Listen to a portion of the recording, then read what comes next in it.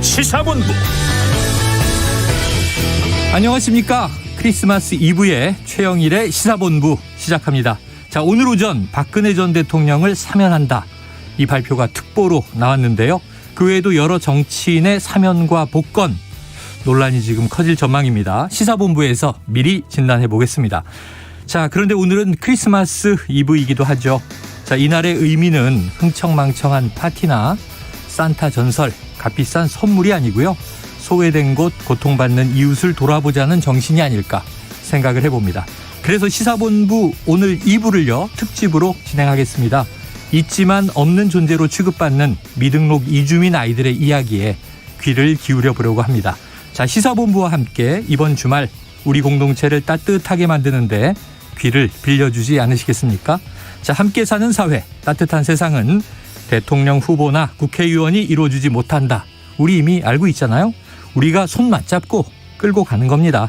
그래서 최영일의 시사본부 오늘도 출발합니다.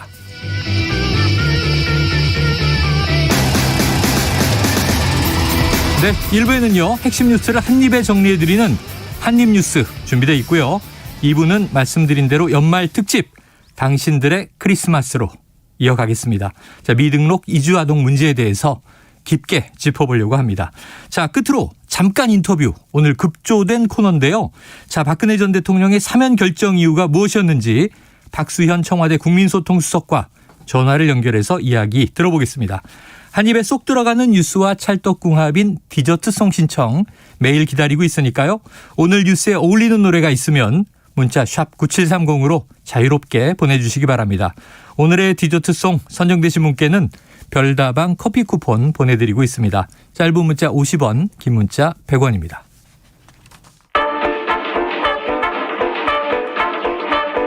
최영일의 시사본부 한입뉴스.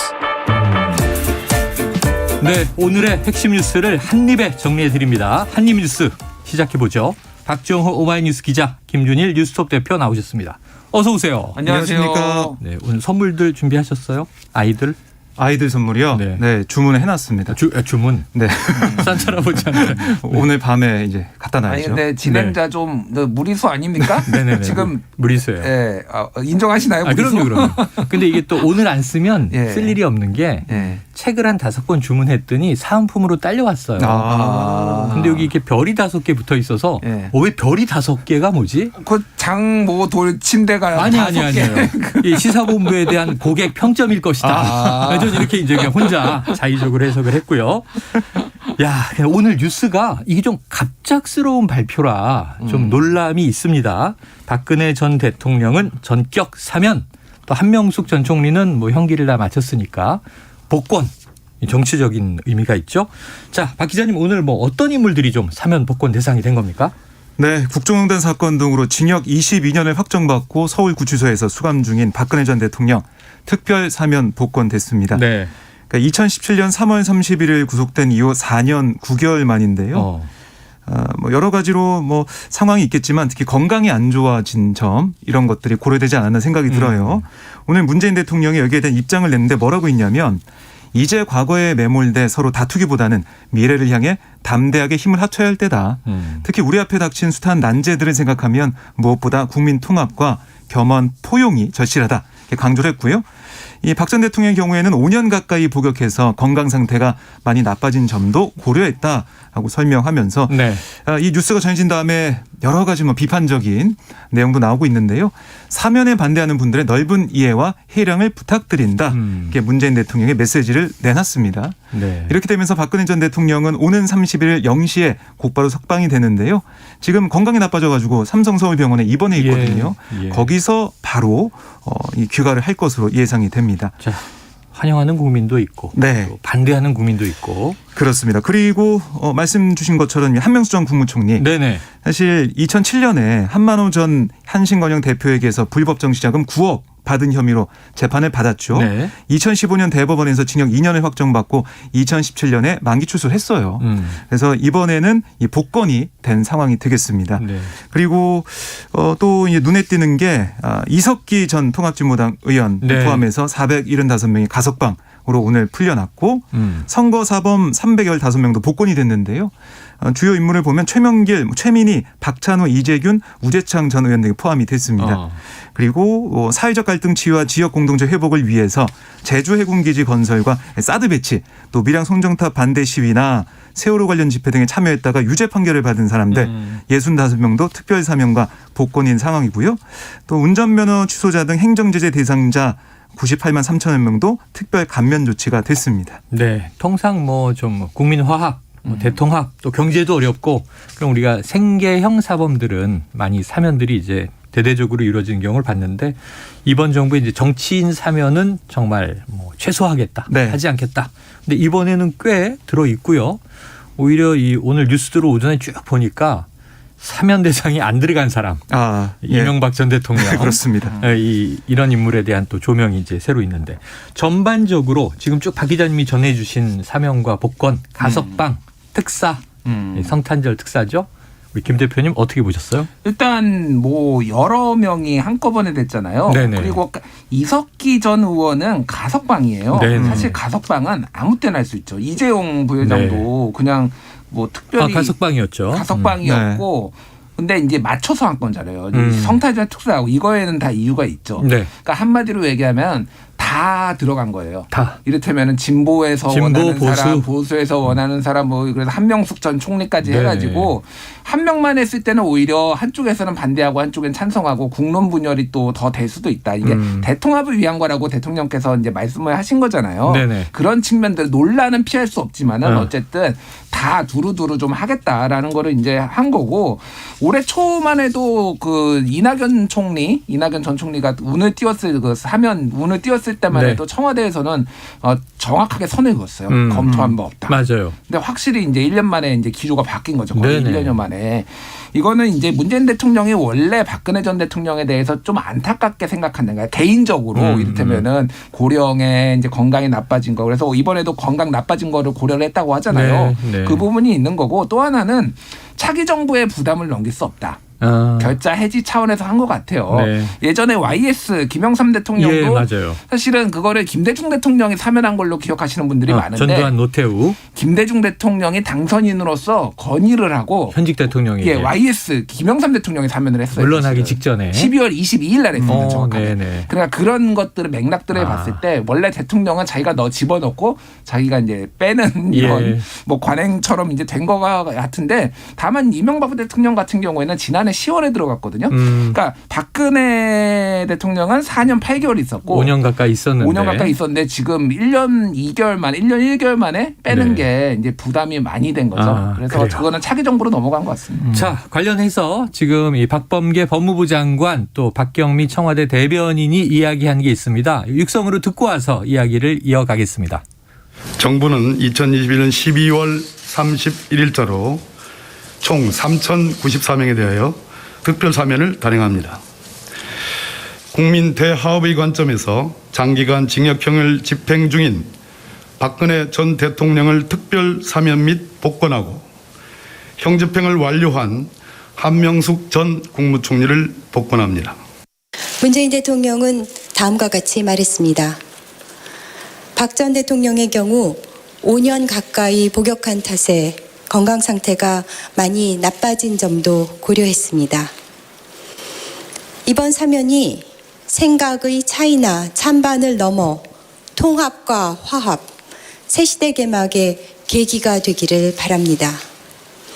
사면에 반대하는 분들의 넓은 이해와 해량을 부탁드립니다. 네, 청와대에서 이 화합을 위한 것이다. 김주일 대표님 말씀처럼 방점을 찍었고 반대하는 분들의 해량을 바란다. 이렇게 얘기한 게 좀 인상적이긴 합니다. 자, 일전에는 안철수 후보가 박 전 대통령 건강이 안 좋아졌다. 박근혜, 이명박 두 전직 대통령을 사면해야 한다 주장했는데 법무부는 이때 일축했어요. 그렇지 않다고. 그런데 그러니까 이렇게 돼버렸어요. 안철수 대표는 형 집행 정지라도 해야 된다라고 얘기를 맞아요. 했어요. 맞아요. 그랬네요. 근데 형 집행 정지는 본인이 신청을 해야 되거든요. 네. 근데 안 했다고 합니다. 뭐 그러니까 사면 뭐 이렇게 된 걸로 볼 수가 있어요. 자, 지금 박근혜 전 대통령의 입장은 어떤지도 궁금하고 또 이 여야 정치권의 이제 입장들도 궁금한데 좀 어떤 반응들이 나오고 있습니까? 네, 지금 방금 전에 유영아 이 변호인 네네. 입장이 나왔는데 박 전 대통령 변호인이죠. 그렇습니다. 네. 이 박근혜 전 대통령의 메시지를 전했습니다. 문재인 대통령에게 심심한 사의를 표했다. 이게 감사한 뜻을 예. 전했다는 거고요. 그래서 이게 지금 일보로 속보로 좀 들어와 있는 상황이고 네. 그리고 민주당 반응부터 좀 보면 예. 사실 송영길 대표도 이걸 좀 몰랐다고 해요. 몰랐다. 그러니까 이게 논의를 하거나 뭔가 검토를 같이 해서 한 게 아니라 문재인 대통령의 결단이었다라고 볼 수가 있겠고요. 네. 송영길 대표도 민주당은 이 결정 존중한다. 문재인 대통령의 심사숙고 과정을 거쳐 결정한 사면이다라고 평가를 하고 있습니다. 그리고 국민의힘도 환영한다. 이런 입장을 내놨고 반면에 심상정 정의당 대선 후보는 대통령 개인의 동정심으로 역사를 뒤틀 수는 없다. 이렇게 얘기하면서 오늘 SNS를 보니까 그때 국정농단 관련해서 촛불 집회 있을 때 그 사진을 올려놓고 비판을 했더라고요. 예. 적어도 촛불로 당선된 대통령이 사면권을 행사해선 결코 안 될 사안이다라고 비판을 했습니다. 그리고 뭐 여러 가지 이제 정치인들 사이에서 입장이 나오고 있는데 이재명 후보의 입장도 조금 전에 나왔습니다. 네. 뭐라고 했냐면 국민 통합을 위한 문재인 대통령의 고뇌를 이해하고 어려운 결정은 존중한다. 네. 그러니까 민주당과 같은 스탠스입니다. 존중한다 얘기했고 하지만 지금이라도 국정농단의 피해자인 국민에게 박 전 대통령의 진심 어린 사죄가 필요하다. 사죄가 필요하다. 네, 이렇게 얘기를 했습니다. 그리고 윤석열 국민의힘 후보 같은 경우도 오늘 기자회견까지 했어요. 직접 해서 근데 좀 짧았습니다. 네. 한 3분 정도 되는 기자회견을 통해서 환영한다. 늦었지만 환영한다 이런 입장을 내놨고 네. 이명박 전 대통령 왜 이렇게 빠졌는지 이명박 전 대통령 이 사면도 판단해야 된다 이런 얘기를 하고 있어요. 필요하다. 네. 이런 입장을 낸 거네요. 그리고 뭐 안철수 후보 같은 경우는 이석기 전 의원 석방하면서 같이 네네. 맞춰서 이렇게 내놓은 거 아니냐 이런 얘기도 하긴 했고 네. 조원진 우리공화당 대표 같은 경우는 환영의 뜻을 나타내면서 오늘 이 병원 앞에서 환영 집회 오늘 오후에 진행할 예정입니다. 네네. 사면 환영 집회를 이제 이번 중에 병원 앞에서 한다. 네. 우리공화당이죠. 자, 그래요. 지금 뭐 이 정치권 각계각층의 이제 입장들이 나오는데 대체로 여야 대선 후보를 포함해서 여야 정당들은 환영한다. 이제 그런 분위기예요. 환영한다 내지는 존중한다. 존중한다. 보수 쪽에서는 주로 중도나 보수에는 환영한다. 정의당은 강한 반대. 정의당 심상정 의원은 강한 반대인데 네. 그러니까 저는 이제 두 명이 눈에 띄는데 한 명은 송영길, 한 명은 홍준표예요. 그래요. 자, 송영길 대표가 지금 이거를 사면을 논의하지 않았다라고 얘기를 한 게 왜 그랬냐면 오늘 새벽에 동아일보가 단독으로 사면한다라고 보도를 했고요. 그래요. 중앙일보가 이철이 정무수석하고 송영길 민주당 대표가 만나서 논의를 했다. 이거를. 요게 보도가 나온 중앙일보가. 거예요. 중앙일보가. 그러니까 이게 뭐냐면 한마디로 이제 이거를 정치적으로 이용을 하거나 이를테면 사면을 네. 이런 파장을 이제 미리 민주당이 조율한 것 아니냐 이런 것에 대해서 선을 그은 거죠. 왜냐하면 네네. 이제 이미 대선 국면 대선이 아니면 모르겠는데 대선 국면이다 보니까 선거 국면이니까 서로 이제 유불리를 따지기 시작한 그렇겠죠, 거잖아요. 그렇겠죠. 홍준표 의원이 지금 페이스북에 뭐라고 썼냐면은 예. 문재인 퇴임 앞두고 겁났나. 야권 분열을 노리고 있다. 그러니까 네네. 야권에서의 일부의 시각은 이겁니다. 박근혜를 사면을 해서 이제 풀어줬을 때 이게 야권 분열이 될 수 있다. 예를 들면 이런 거 무슨 발언을 할지 몰라요. 지금 박근혜 대통령의 심정이 네네네. 정치인 박근혜가 아니라 개인의 박근혜라고 한다라면은 네. 이를테면 자기를 잡아놓은 윤석열 전 검찰총장의 서울중앙지검장에 대해서 네네. 원망을 가지고 있을 수 있을 좋은 거예요. 인연은 아니죠. 그러니까 예를 들면 그러면은 그런 류의 메시지 같은 거가 툭 나왔을 때 보수 진영이 분열될 수도 있다. 뭐 이런 것들까지 다 골고루 지금 보수 네네. 쪽에서는 보고 있어서 정치적으로 해석하는 분들이 있는 거예요. 그래서 야권 분열을 노리고 있다라고 이제 뭐 얘기를 했고 이명박 대통령을 제외한 것에 대해서도 갈라치기다. 이를테면 지금 홍준표 의원은 그렇게 얘기를 했거든요. 그러니까 정치적으로 좀 미묘하게 이게 향후 이제 특히 이제 마이크가 많이 모일 거 아니에요. 박근혜 대통령 나오면 네. 무슨 발언을 할지 거기에 대해서 앞으로 이제 대선 국면에 어떤 영향을 미칠지가 좀 주목할 필요가 있어요. 야, 대선 국면에 여기에 대해서 좀 김종인 위원장도 좀 우려를 하고 있는 것 같아요. 우려를. 오늘 언론에다가 어떤 얘기를 했냐면 박 전 대통령도 정권 교체가 돼야 한다는 데는 일치된 견해를 가질 거다. 네네. 그리고 큰 영향을 미친다고 얘기하는 사람들도 있지만 별 영향이 있을 거라 생각하지 않는다. 박근혜 전 대통령 이 사면에 대해서 좀 의미를 축소하는 그런 모습을 보이고 있습니다. 왜냐하면 어떻게 또 튈지가 모르기 때문에 그런 얘기를 하고 있는 거고 또 권성동 국민의힘 사무총장 같은 경우도 박근혜 전 대통령과 사면한 건 그러니까 이명박 전 대통령 빼고 이거는 문재인 정권과 민주당의 야권 분열 논의 술수가 숨어 있는 게 아니냐 이렇게 직접적으로 얘기를 했어요. 그러니까 일각에서는 국민의힘 내부 얘기를 좀 들어보면 TK 민심이 요동치는 거 아니냐 이런 얘기까지 나오고 있습니다. 네. 왜냐하면 뭐 조은진 지금 대표도 얘기하고 있지만 대구 경북 민심 안에는 이 박근혜 전 대통령을 수사하고 또 어떻게 보면 감옥에 보냈던 네네. 윤석열 후보에 대한 반감이 좀 있거든요. 이걸 민주당에서 이용하지 않을까 네. 이런 우려도 있고 윤석열 후보한테 결국에는 이게 악재가 되는 거 아니냐 이런 우려도 지금 당내에서 좀 나오고 있습니다. 그래요. 당시 국정농단 수사 때를 보면 이제 박영수 특검이었고 이제 좌천됐던 검사인 윤석열 네. 검사가 돌아와서 수사팀을 지휘하면서 상당히 또 중차대한 역할을 했었죠. 그렇습니다. 근데 지금은 이제 그쪽 진영에 대선 후보가 돼 있는 아주 묘한 상황을 이제 네. 우리가 보고 그리고 있습니다. 또 하나 뭐 재밌는 게 박근혜 대통령 동생 박근영 씨가 대선 출마 선언했어요. 이번에. 네네. 그러니까 뭐 동생의 손을 뭐 들어주지는 않겠지만은 보수가 표가 분열될 수도 있다. 살짝 많이 나뉘더라도 그러면 네네. 진짜 초박빙에서는 이게 네. 영향을 줄 수도 어떻게 있다. 될지. 미묘한 게 되게 많아요, 사실은 지금. 네네. 네. 아, 또 두 자매분들이 그렇게 이제 관계가 막역하진 않았어요. 나격하지 않아. 사이는 네네네. 옛날에는 안 좋았는데 예, 모르죠. 그렇죠. 예. 그리고 이제 박근영 씨 얘기하니까 이제 그 또 이제 남편 되는 신동욱 씨. 예.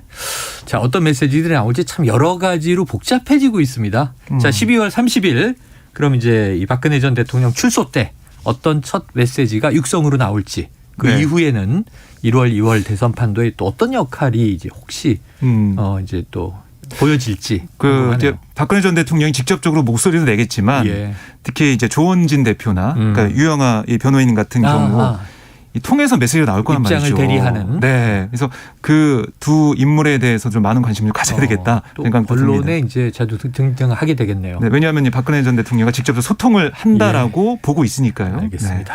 뭐 그외 또 오늘 이석기 전 의원 가석방을 보니까 이게 박근혜 정부 시절에 통합진보당이 정당 강제 해산을 당하는 일도 있었고, 네. 당연히 황교안 법무부 장관 시절입니다. 또 이석기 이제 전 의원은 당시에 이제 내란 선동, 내란 음모 막 이런 무시무시한. 근데 OR이라는 조직이 혁명 조직이 알로. 아로 네. 그렇죠. 예, 아로. 그래서 이제 실존하지 않는다. 그래서 내란 음모는 무죄가 되고 내란 선동만 또 유죄가 되고 하게 돼 있죠. 아, 역사가 또 돌아오네요. 이렇게 돌아오네요. 네. 앞으로 지켜볼 사안입니다. 자, 지금 12시 38분 향해서 가고 있는데요. 지금 점심시간 교통 상황을 먼저 듣고 오겠습니다. 교통정보센터의 이현 리포터 나와주세요. 네, 지금 곳곳으로 눈발이 날리고 있는데요. 방심하시면 안 되겠습니다. 그리고 성탄 한파 속의 강원 영동에는 30cm, 아직까지 교통량으로 인한 불편은 크지 않은 상태입니다. 강원도를 오가는 영동고속도로와 서울 양양고속도로 소통이 모두 원활하고요. 서해안고속도로 서울 방향 일찍에서 금천 쪽으로 막힙니다. 남부권인데요. 광주 대구고속도로 광주 쪽으로 거창 부근에 사고 있습니다. 옆으로 넘어진 화물차를 처리하고 있는데 2차로가 막혀 있으니까 조심 운전 필요하겠고요. 중앙고속도로는 춘천 방향 대동 요금소 부근에서 사고 여파를 받고 있습니다. 갓길에서 화물차 화재 사고를 처리하고 있는데 2차 사고 나지 않도록 조심 운전 부탁드리겠습니다. KBS 교통정보센터였습니다.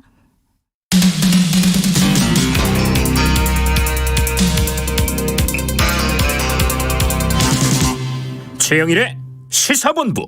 네, 오늘 전격 사면 소식이 발표된 박근혜 전 대통령과 기타 정치인들 관련 소식을 법무부 청와대 입장을 포함해서 이 여야 각계 반응까지 정리해봤습니다.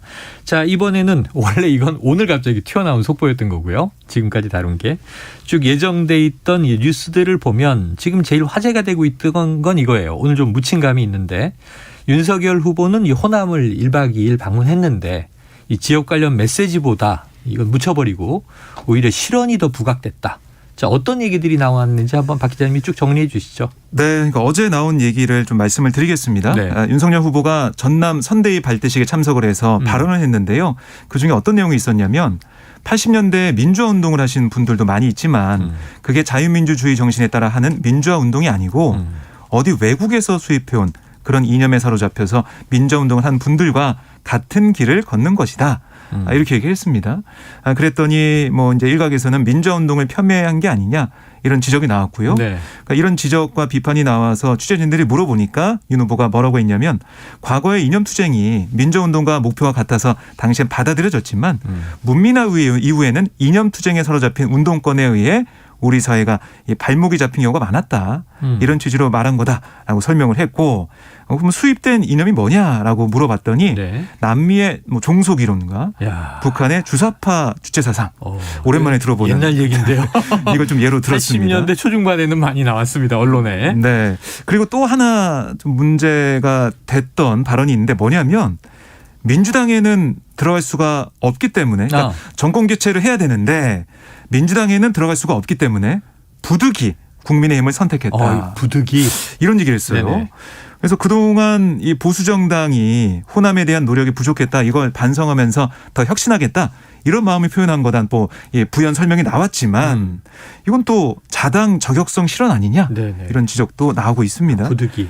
그러니까 1박 2일 호남 일정 사실 윤석열 후보가 노린 건 뭐 메시지는 나왔습니다. 네. 동서화 또 김대중 전 대통령의 국민통합 이걸 내가 해나가겠다. 이어받겠다. 네, 지지해달라 이런 건데 이런 메시지는 다 묻혔어요. 그러니까 이런 발언들이 크게 보도가 됐고 논란이 됐고 그저께는 이런 얘기 했지 않습니까? 극빈층 자유 발언 또 구직 앱 발언. 예, 못 배우고 가난한 사람들은 이 자유의 필요성을 네. 아예 느끼지 못한다. 뭐 이런 얘기예요. 그러니 구직 앱 발언도 있었잖아요. 미래에는 네. 온라인으로 이 구인구직을 하게 될 것이다. 네, 앱으로 할 수 있다. 지금 1, 2학년 대학생, 1, 2학년 학생들이 졸업할 때쯤에는 그렇게 될 거다라는 예언을 했는데. 인크루트하고 잡코리아하고 뭐 사람이는 좀 나중이지만 네. 97, 8년에 설립이 됐어요. 꽤 오래됐죠. 전 세기에 설립이 됐죠. 어쨌든 이런 발언들이 이어지고 있어서 김종인 이 총괄선대위원장이 앞으로 메시지를 관리하겠다 이런 얘기까지 어제 했던데 관리가 될지 좀 봐야 될 것 같고요. 이 공개 발언 자리에서 이런 얘기가 나오면서 말 실수를 어떻게 줄일지 이게 좀 윤석열 후보한테는 가장 시급한 과제가 아닌가 이런 지적도 나오고 있습니다. 네. 자, 이런 일일 일실언도 아니다. 더 많이 나오고 있다. 이런 얘기도 나오는데 자, 김유일 대표님 어떻게 좀 총평해 주시겠습니까? 실언 논란. 여당에서 1일 뭐 2실언, 1일 2망원 네. 그렇게 얘기를 했어요. 그러니까 예전에 이명박 정부 때 뭐 의혹이 터지면 네네. 다른 의혹으로 덮는다. 막 이런 음모론 같은 얘기가 있었어요. 우리가 그냥 이슈로 덮는다. 이슈로 덮는다. 그래서 자꾸 뭐 연예계에 큰 사건이 터진다 이런 얘기들을 지금 당시에 뭐 이제 했었죠. 뭐 여권에서는 본인의 망언을 본인의 망언으로 덮는다. 뭐 이런 이제 비판 어린 이런 우스갯소리가 나오는데 이거 어젯밤에 더 라이브에서 하신 말씀 아닙니까? 제가 밤에 본 것 같은데. 제가 하진 않았고요. 예. 예. 어쨌든 그러니까 좀 문제가 있어요. 그러니까 윤석열 후보에 대해서 조금 사람들이 잘못하시는 분들이 있는데 예전에 검사 시절에 윤석열을 알던 사람들 얘기를 들어보면은 네. 완전 다변이랍니다. 말하는 거 너무 먹는 거 좋아하고 다변이래요. 네네네. 말하는 거 너무 좋아한대요. 근데 약간 눌변처럼 알려져 있잖아요. 그렇죠. 예. 근데 그런 게 아니고 말은 하는 거를 너무 좋아한다라는 거예요. 근데 또 국민의힘 선대 관계자분들이 또 다변이라고 좀 달변이다라고 하는 분들도 있어요. 뭐 판단에 맡기고요. 네네. 그거는 다변인 거는 거의 확실하다. 그러니까 이제 말씀이 많은 편이다. 그러니까 후보가 가서 좀 들어야 되는데 그런 모습이 중요한데 본인이 말을 못해서 좀 거칠게 얘기하면 안달이 난 이런 상황. 근데 이거를 선대위에서 컨트롤이 그동안 안 됐다라는 거예요. 그러니까 이준석 대표가 다른 언론 인터뷰에서 옆에서 듣기 좋은 말만 하고 문제가 있을 때 이거를 제지를 하거나 바로 옆에서 바로 교정을 해주고 네네. 뒤에 해명을 하는 것과 바로 뒤에 이어서 이런 부분은 이런 취지죠라고 하는 거는 천지차인데 네. 선대위가 그걸 못하고 있다. 다 윤핵관 그런 좋은 말만 한다. 이런 난맥상들이 지금 있는 거다. 전체적으로 네. 보면은. 근데 바로 잡힐 것이냐 그거는 지켜봐야 되는데 쉽지 않다. 왜냐하면은 그러니까 고집이 또 상당히 있는 분이라서 네네. 이게 될지 뭐 지켜봐야 될 것 같아요. 예. 선대위에서 또 메시지 관리를 하려고 할 때 후보가 응할지 이런 등등을 지켜봐야 될 것 같습니다. 어쨌든 참 여러 가지 이제 논란 이야기거리들이 윤석열 후보의 발언을 통해서 나오고 있는데 글쎄요 이게 많은 또 정치인들이 주목받는 건 좋은 거지 이렇게 얘기하는 분들도 있어요. 계속 이제 기사가 끊이지 않는 게 얼마나 중요하냐. 왜냐하면 노이즈 마케팅이란 말까지도 정치권에서 하니까. 자 그런데 지금 선대위는 이준석 대표의 이탈 이 문제가 아직도 좀 잔불이 남아 있는데 이게 또 불거진 게 하나 나왔어요. 김용남 전 의원이죠. 김용남 변호사 전 의원이고 방송에도 많이 나오시는데 이 김용남 전 의원과 이준석 대표가 갈등이 터졌다. 이거 무슨 얘기입니까? 그러니까 이게 김용남 전 의원이 어제 라디오에서 한 말이 있습니다. 뭐라고 했냐면 이준석 그 대표가 사실상 장제원 의원을 윤핵관으로 지목을 했잖아요. 그랬죠. 그런 얘기를 했는데 김용남 전 의원은 역으로 이핵관이 있다. 이핵관이 예, 있다. 네. 이준석 대표 측 핵심 관계자. 이준석 핵심 관계자가 네, 있다. 있다. 그러니까 이준석 대표와 가까운 사람들을 좀 앉혀서 거기에 없던 월급도 한 달에 몇백만 원씩 지급하는 자리가 있다. 그건 누가 봐도 이핵관이라고 볼 수 있는데 그거 자체로 문제 삼을 수는 없다. 네. 그러니까 뭐 윤핵관 문제 삼지 말라 뭐 이런 취지로 나온 것 같아요. 그러니까 이핵관 문제를 제기하면서 월급을 몇백만 원 받는 그런 자리 좋다. 뭐 이걸 얘기를 한 거죠. 네네. 그랬더니 이준석 대표가 곧바로 이거 거짓이다. 당 윤리위에 김용남 전 의원을 제소하겠다. 예. 이렇게 강하게 반박을 했어요. 그러니까 별정직을 단 2명만 나는 채용을 했다. 그리고 당비를 절약하기 위해서 직접 개인 차량도 운영하고 있다. 이렇게 얘기하면서 당대표가 이 내부 내부 총질 얘기를 하는 그런 상황에서 네네. 왜 이걸 들고 나와서 얘기하고 있냐 이런 건데 특히 멀리 안 간다. 윤리에 가서 설명해라. 정무실장은 봉급이 없고 역할에 따른 직함이지 공식 직함은 당대표 특보다. 이렇게 얘기하면서 김용남 전 의원이 하는 게 내부 총질이다. 이렇게 얘기를 한 겁니다. 그러니까 이 월급을 준 적도 없고 그런데 왜 거짓말을 하냐. 왜 내부 총질하냐. 이게 이준석 대표의 주장이었고요. 김용남 전 의원도 가만히 있지 않았습니다. 아니 정무실장의 경우는 활동비 등의 명목으로 쓴 돈의 액수를 밝히라고 했더니 봉급 없다는 동문서답을 한다. 그러니까 자신에 대한 비판은 전혀 수용하지 않고 윤리 운운하며 겁박하는 게 그게 전형적인 갑질이다. 재차 반박을 했습니다. 그러면서 어떤 표현까지 썼냐면 국어를 잘 못하시나 방구석 여포 이런 얘기까지 하면서 공격을 하는 모습입니다. 자, 이게 같은 당 내에서 또 이제 이준석 대표에 대한 공격이 선대위 인사로부터 나왔고 반박이 이어지고 진위 공방인데 우리 김준일 대표님은 이제 국내 최고의 팩트 체크 전문가시니까 이 월급을 뭐 준다 안 준다 이 진위 공방은 지금 어떻게 보세요? 일단 월급을 주는 게 주고 안 주고가 문제인지 잘 모르겠어요. 문제인지 모르겠다. 그게 문제의 핵심은 아니고 네. 지금 한마디로 이준석도 자기 정치하는 거 아니냐라는 것들을 윤핵관인지 아닌지 모르겠으나 김용남 전 의원이 제기를 한 거예요. 이 갈등이 지금 이런 식으로 되는 게 바람직하냐. 지금 이준석 대표는 오늘 오후에 또 SBS TV 나가가지고 또 인터뷰한다고 하거든요. 지금 계속 확전이에요. 계속 확전. 그러니까 이준석 대표는 신념이 있어요. 예전 얼마 전에 인터뷰한 거 그러니까 최경영 최강시사 나와서 이제 라디오 인터뷰한 게 되게 화제가 됐는데 이때면은 박근혜 대통령 때 진박을 진짜 박근혜를 살아가는 사람들. 진박 간별사 이런 표현 썼었죠. 진박 간별사. 네. 그 사람들이 사실은 박근혜 탄핵으로 이끌었고 지금 이 윤석열 주변에 윤핵관들이 다 그런 사람들이라는 거예요. 그래서 엄청나게 책임감을 느끼기 때문에 잘못되면 안 된다. 그래서 이거를 약간 신념처럼 지금 하고 있는 거예요. 네네. 근데 이게 이제 보수층에서 보기에는 이거는 내전이고 내분인 거죠. 그러니까. 그래서 좀 한 발짝씩 그러니까 이런 뭐 다른 분들도 윤핵관이든 아니든 이런 분들이 공격을 이준석 대표 공격도 멈추고 이준석 대표도 좀 이제 언론 인터뷰를 당분간 자제를 하는 게 맞지 않나. 뭐 이렇게 이제 말씀하시는 분들이 상당히 많아요. 사실 좀 피곤하다. 자제할 필요가 있다. 맞는 얘기인지는 알겠는데 네네네. 피곤하다. 이준석 대표 비판하는 분도 많고. 근데 지금 이게 가뜩이나 안 좋은데 지지율 계속 떨어지고 있잖아요. 그렇죠. 뭐 진보 진영에서 매우 좋아하시죠. 지금 이 내전을. 강 건너 불구경. 근데 보수층에서는 상당히 좀 안타까워하더라고요. 네. 그럴 수밖에 없는 상황이죠. 그래서 저도 납득되지 않는 게 주로 언론을 통해서 그냥 직설적으로 다 서로 공격을 얘기하니까 보통 같은 조직 안에 있으면 갈등이 있어도 밖에는 쉬쉬하고 숨기고 안에서 그러면은 이제 누가 주도자가 김종인 총괄위원장 모여봐. 그래서 이 문제 어떻게 처리할 거야. 당신은 좀 조용히 하고 있고 당신은 이렇게 처리하고 해서 밖에선 아무 일도 없었던 듯이 원팀처럼 행동하지 않나요 보통? 그게 좀 정상적이죠. 공개적으로 방송 저격을 하는 게 그 이상하지. 이게 저희가 계속 쭉 봐왔던 정치권의 모습과 좀 전혀 다른 상황이 펼쳐지고 있어서 어떻게 이 상황을 좀 봐야 되나. 이거 언론이 기자들은 요즘 너무 편하게 써요. 취재할 필요가 없이 그냥 막 얘기를 하니까. 쓸 게 너무 많죠. 요즘에는 쓸 게 너무 많은데 그러니까 이준석 대표도 지금 비판받고 있는 지점이 당대표면 당연히 당을 위해서 일을 해야 되고 뭐 선대위직은 그만뒀지만 당무는 한다고 했잖아요. 근데 그 당무와 대선 승리를 떼어낼 수가 있느냐. 이런 기본적인 문제가 제기가 되고 있는 거거든요.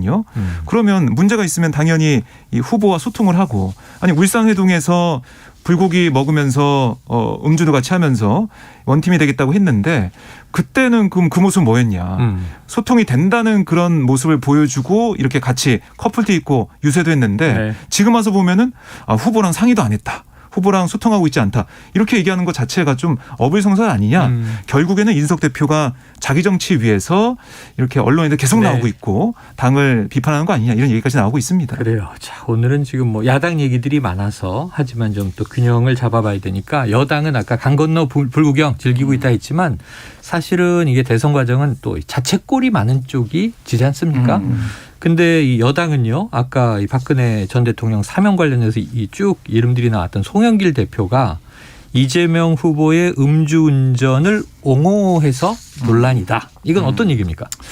네, 어제 송영길 대표가 그러니까 이재명 이 후보의 전과에 대해서 네네. 이게 다 봤더니 모두 공익적 활동을 위해 뛴 내용이다. 아, 전과가 네, 전과. 공익적 활동을 위해 뛴 결과다. 네, 그러면서 하나하나씩 다 설명을 했어요. 네네. 그런데 특히나 좀 지적을 받은 부분이 뭐냐면 네. 음주운전 정권에 대해서 네. 얘기를 했어요. 물론 잘못했지만 제보자 얘기 들으러 뛰어가다가 급히 가는 마음에 했다. 이렇게 좀 아하. 편을 든 거예요. 네네. 그런데 이 인터넷상의 여론이나 이런 걸 좀 보면 아니 그래도 그렇지 음주운전을 이렇게 편을 들고 옹호를 하냐 이거는 좀 문제가 있는 거 아니냐 이런 얘기가 네. 좀 나오고 있습니다. 그래요. 이게 경찰관이 신고가 들어왔는데 술 먹고 있었어요. 네. 근데 음주운전하고 도둑 잡으러 가면 이게 용서가 되는 걸까? 지금 그런 비유로 들려서. 그렇습니다. 자, 김 대표님 어떻게 해보십니까? 아니 이게 중소기업 중앙회에서 대전한 선거대책위원회 직능본부 출범식이에요. 아. 그러면 직능본부에 맞는 말씀이나 하시지. 대외 행사인데. 왜 이런 쓸데없는 얘기를 하고 이게 쉴드가 아니라 환기입니다. 환기. 아 환기. 이재명이 예, 또 예. 전과가 있었지. 아, 이게 지금 송영길 둘 다 엑스맨인데 당 대표가 아, 네. 송영길 대표도 그 전날에는 예. 그 김건희가 반말하더라. 아. 김건희 그 씨가. 네네네. 후보에게. 그럼 후보가 윤석열한테. 반말하지 그러면 뭐 다 뭐 남존여비 유교 사상도 아니고. 그러니까 매일같이 이렇게 일일 일실언을 자, 두 분 대표가 공개하세요. 하면은, 예. 박 기자님, 부부가 반말합니까?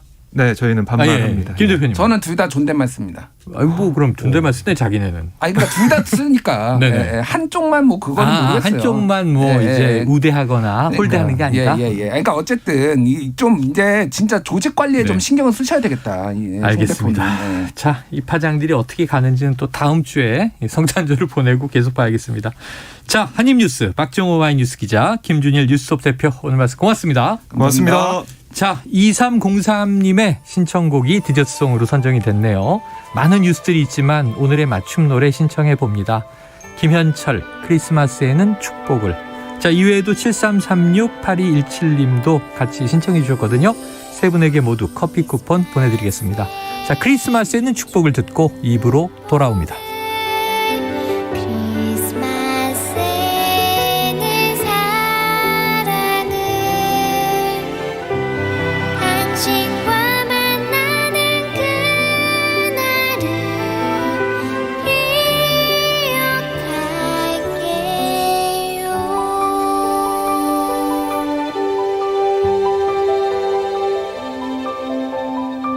장터 위에 촛불이 까만 밤을 수놓으며 온 세상이 하얀 눈으로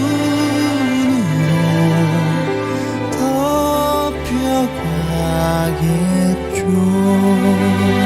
헤어져 있을 때나 함께 있을 때도 나에겐 아무 상관없어요.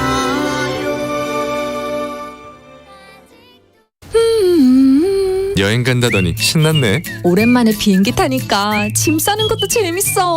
그런데 기내 반입금지 물품은 체크했어? 그럼 항공보안 365 앱으로 헷갈리는 반입 기준 미리 다 확인했지. 해외여행 갈 때 액체류는 위탁 수화물로 보내기. 라이터랑 보조 배터리는 위탁 수화물로 보낼 수 없으니까 1인당 객실 휴대반입 가능 개수를 꼭 확인해야 해. 어디서? 항공보안 365 검색해봐. 우리 모두의 안전하고 편안한 비행을 위한 이 캠페인은 국토교통부와 한국교통안전공단이 함께합니다.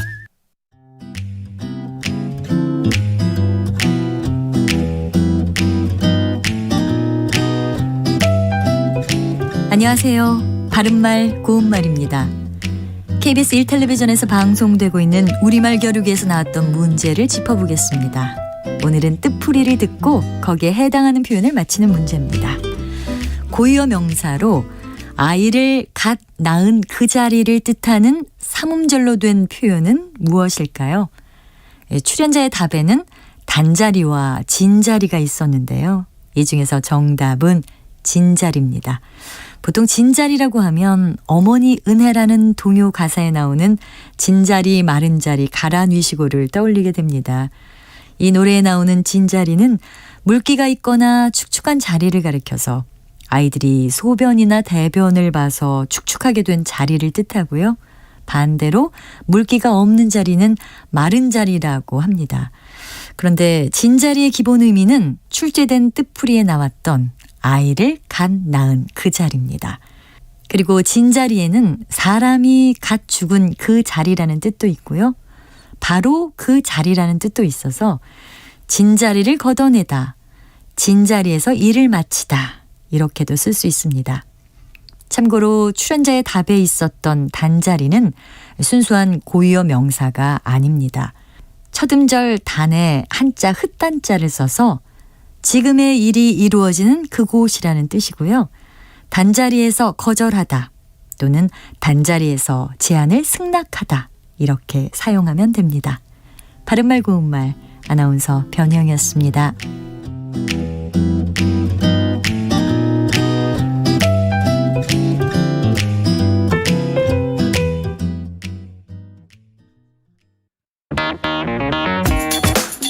시사는 뜨겁다. 조직적으로 움직였다는 의심이 드는 사건입니다. 아니, 정치 권력이 더 두 번째는 세죠. 뭐냐면 정말 진짜 그건 제가 대변이에요. 김용남 의원 때론 차갑게 식혀야 할 때도 있다. 그러니까 너는 죄가 있어. 이렇게 판단하는 건 잠시만요. 제가 아까 말씀드렸잖아요. 이제 그만 문제라는 잠깐 끊고 가겠습니다. 시사는 시원하다. 이처럼 소가 화장실을 이용하면 배설물을 한 곳에서 처리할 수 있으니까 온실가스 배출량을 획기적으로 줄일 수 있다고 하는군요. 시원한 바람처럼 기분 좋은 소식이 있다. 시사의 핫앤쿨 KBS 1라디오에 다 있습니다. 평일 저녁 7시 20분 정준희 교수의 KBS 열린 토론, 평일 밤 10시 5분 김성환의 시사야. 많은 청취 바랍니다.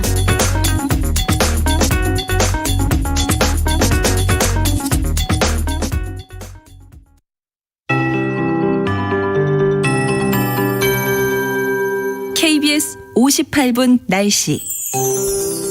오늘 낮부터 북서쪽에서 찬 공기가 유입돼 기온이 큰 폭으로 떨어지겠습니다. 성탄절인 내일 서울의 아침 최저 기온은 영하 14도, 모레는 영하 16도까지 내려가는 등 성탄 한파가 기승을 부리겠습니다. 지금 중부와 전라 동부, 경북에는 한파특보가 발표된 상황입니다. 건강관리에 유의하셔야겠습니다. 내일까지 전국적으로 바람도 강할 텐데요. 특히 오늘은 서해안과 제주, 내일은 경상권 해안으로 매우 강한 바람이 지나겠습니다. 한편 영동 지역에는 폭설이 우려됩니다. 적당량의 눈이 와서 설렘 가득한 화이트 크리스마스가 되면 좋을 텐데요. 내일까지 이 영동과 제주 산지, 울릉도 독도에는 5에서 30cm 안팎의 눈이 내리겠습니다.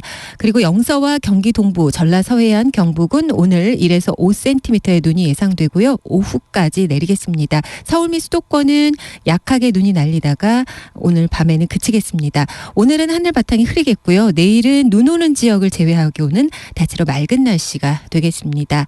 바다의 물결도 전해상에서 2에서 5m로 높게 일겠습니다. 한편 경상 동해안에는 건조특보가 발효 중입니다. 내일 서울의 아침 기온 영하 14도, 낮 최고 기온은 영하 8도에 머물겠습니다. 지금 서울의 기온은 1.9도입니다. 강혜종입니다.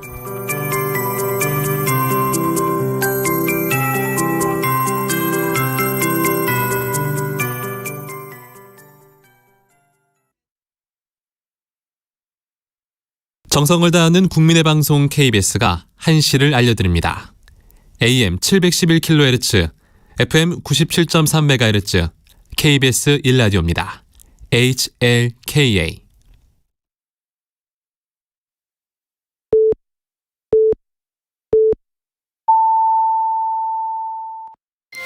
KBS 1라디오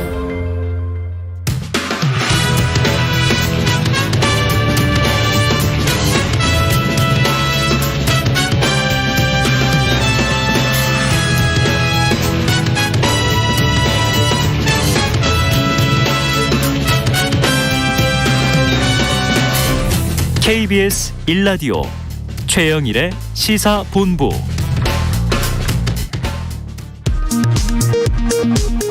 이 시각 라디오 정보센터 뉴스입니다. 문재인 대통령은 박근혜 전 대통령의 특별사면과 한명숙 전 국무총리의 복권에 대해 생각의 차이나 찬반을 넘어 통합과 화합, 새시대 개막의 계기가 되기를 바란다고 말했습니다. 박근혜 전 대통령은 사면을 결정해준 문재인 대통령과 정부 당국에 심심한 사의를 표한다며 신병치료에 전념해서 빠른 시일 내에 국민 여러분께 직접 감사 인사를 드릴 수 있도록 하겠다고 말했다고 측근인 유영하 변호사가 전했습니다. 박근혜 전 대통령 사면에 대해 민주당 이재명 후보는 문 대통령의 결정을 이해하고 존중한다면서도 박 전 대통령의 사죄가 필요하다고 밝혔습니다. 박 전 대통령을 수사했던 국민의힘 윤석열 후보는 늦었지만 환영한다는 입장을 냈습니다. 지금까지 라디오 정보센터 조진주였습니다. 우리나라에서 태어나 자라왔지만 고등학교를 졸업하는 즉시 이 땅을 떠나야 하는 이들이 있습니다. 지난 2월 고등학교를 졸업한 A씨. 미등록 외국인 부모 밑에서 자라 수능을 치르지도 못했습니다. 내내 한국에서 살았지만 아플 때 병원 한번 가지 못했습니다. 법무부 지침에 따라 미등록 이주 아동의 경우 고등학교 졸업할 때까진 국내에 머무를 수 있지만 이후에는 강제 퇴거 대상. 17살 지혜양은 한국에서 나고 자랐지만 출생신고가 안 돼 있습니다. 부모가 중국 국적의 불법 체류자이기 때문입니다. 코트디부아르에서 온 이 가족은 난민 신청을 했지만 받아들여지지 않았습니다. 아이들을 한국에서 낳았지만 출생신고가 안 돼 한동안 학교도 갈 수 없었습니다. You are not Korean. You are Korean because you is a woman.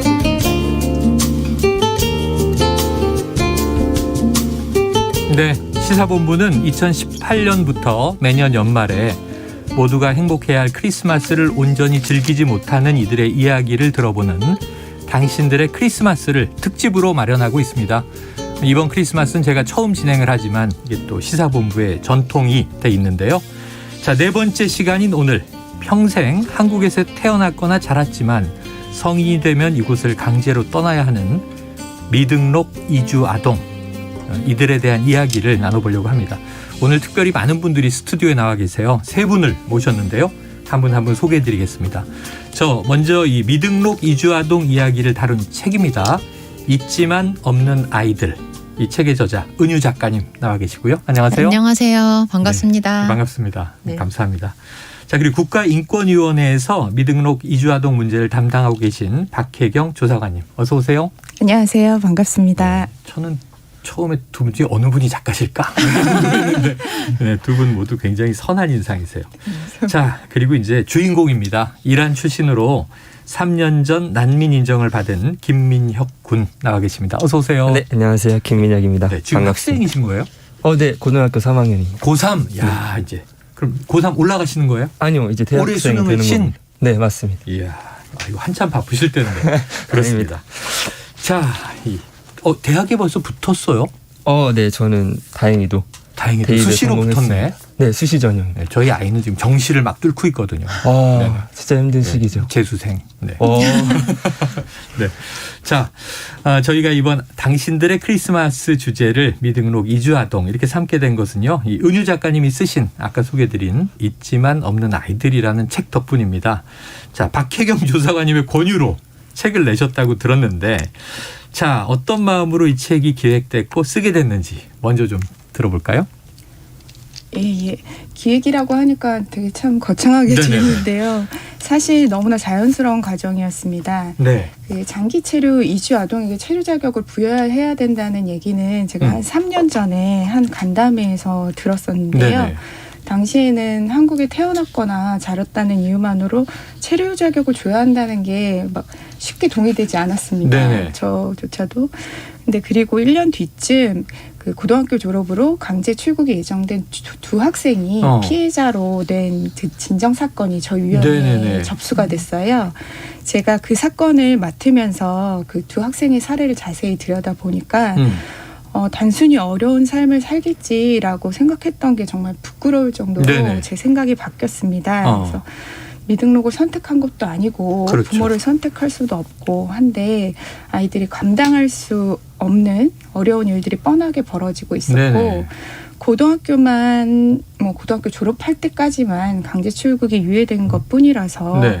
사실상 쫓겨나게 되는 상황인 그렇죠. 거예요. 그래서 인권위원회는 한국어를 모국어로 사용하고 한국인의 정체성을 가지고 있는 그들이 체류 자격 신청도 할 수 없다는 것에 문제 제기를 하고 법무부에 그 의견 요청을 했어요.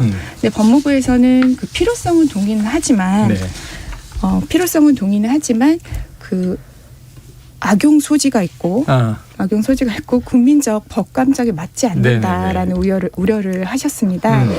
그래서 이거는 권고도 중요하지만 사람들에게 많이 알려야 되는 사안이구나 이런 생각이 들어서 제가 그 미등록 이주 아동 이야기를 담은 웹툰, 화두뉴스, 영상 콘텐츠 제작을 했고 오늘 이 자리를 있게 한 잊지만 없는 아이들의 책을 기획하게 됐습니다. 아, 그래요. 여러 가지 콘텐츠를 통해서 알리려는 생각을 가지셨고 그게 동기가 됐고. 네, 맞습니다. 근데 이게 국민적 법감정 뭐 이런 얘기를 하셨는데 그래요? 여론조사를 해보면 국민들이 이걸 반대하는 분들이 많을까 하는 생각이 들거든요.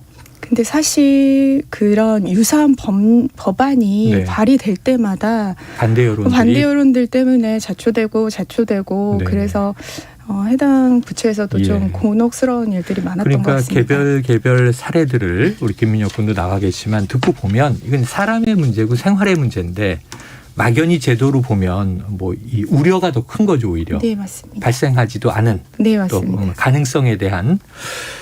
이게 좀 안타까운 이야기가 처음부터 이제 시작이 됩니다.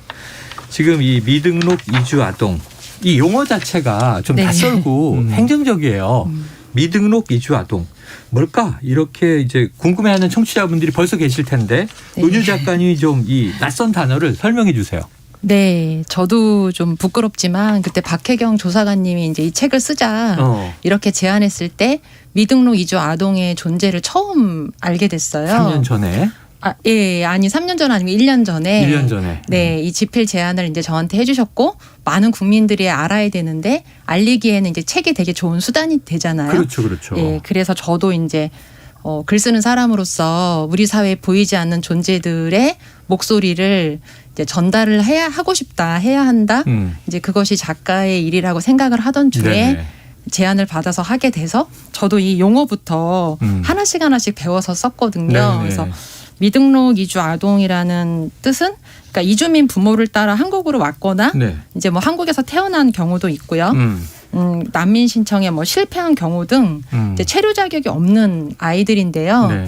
정말 이 아이들은 본인이 아무것도 선택하지 않았지만 부모님의 체류 자격이 없다는 이유로 많은 불이익을 생존과 성장에 필요한 어떤 지원을 받기 어려운 그런 상황에 처해 있는 아동을 뜻합니다. 국민으로 인정이 안 되는 거죠. 예, 그 신분 번호가 없는 거죠. 그러니까 외국인 등록 미등록이라는 자체가 주민등록도 없고 외국인 분들도 등록을 하면 또 이제 법적 지위를 인정받잖아요.